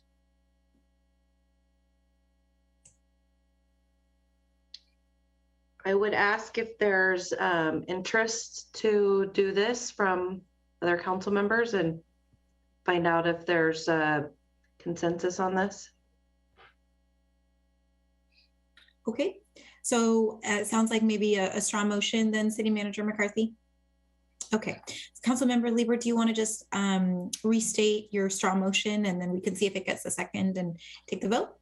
Yeah, I'd like to offer as a strong motion that we refer to the Council Committee on Sustainability accelerating our carbon neutrality goals to 2030. Okay, great, thank you. City Attorney Chopra, is that clear enough? Do you need anything else? Yeah, that's clear enough, thank you. Great, wonderful, thank you. Councilmember Showalter. Okay. Okay, so we have a motion by Councilmember Lieber, seconded by Councilmember Showalter. So we'll just do, I think, just a raising of the hands since it's a strong motion. So all those in favor, I'm gonna just raise your hand. All right, looks unanimous. Great, thank you, Councilmember Lieber. Anything else? Thank you. No, that's it, thank you. All right, anyone else have anything to report for item 8? Okay. All right. So then I think this moves us to item 9, which is our closed session report. City Attorney Chopra, is there a closed session report? There's no closed session report, Mayor. Thank you. All right. Thank you. So we'll move on to item 10, which is adjournment. Thanks so much, everyone, for joining us tonight. And maybe some of you joined us yesterday, too. And our next City Council meeting will be held next week, November 16th, 2021. Until then, stay healthy, and our meeting is adjourned at 9:37 p.m. Thanks, everyone. Have a great night.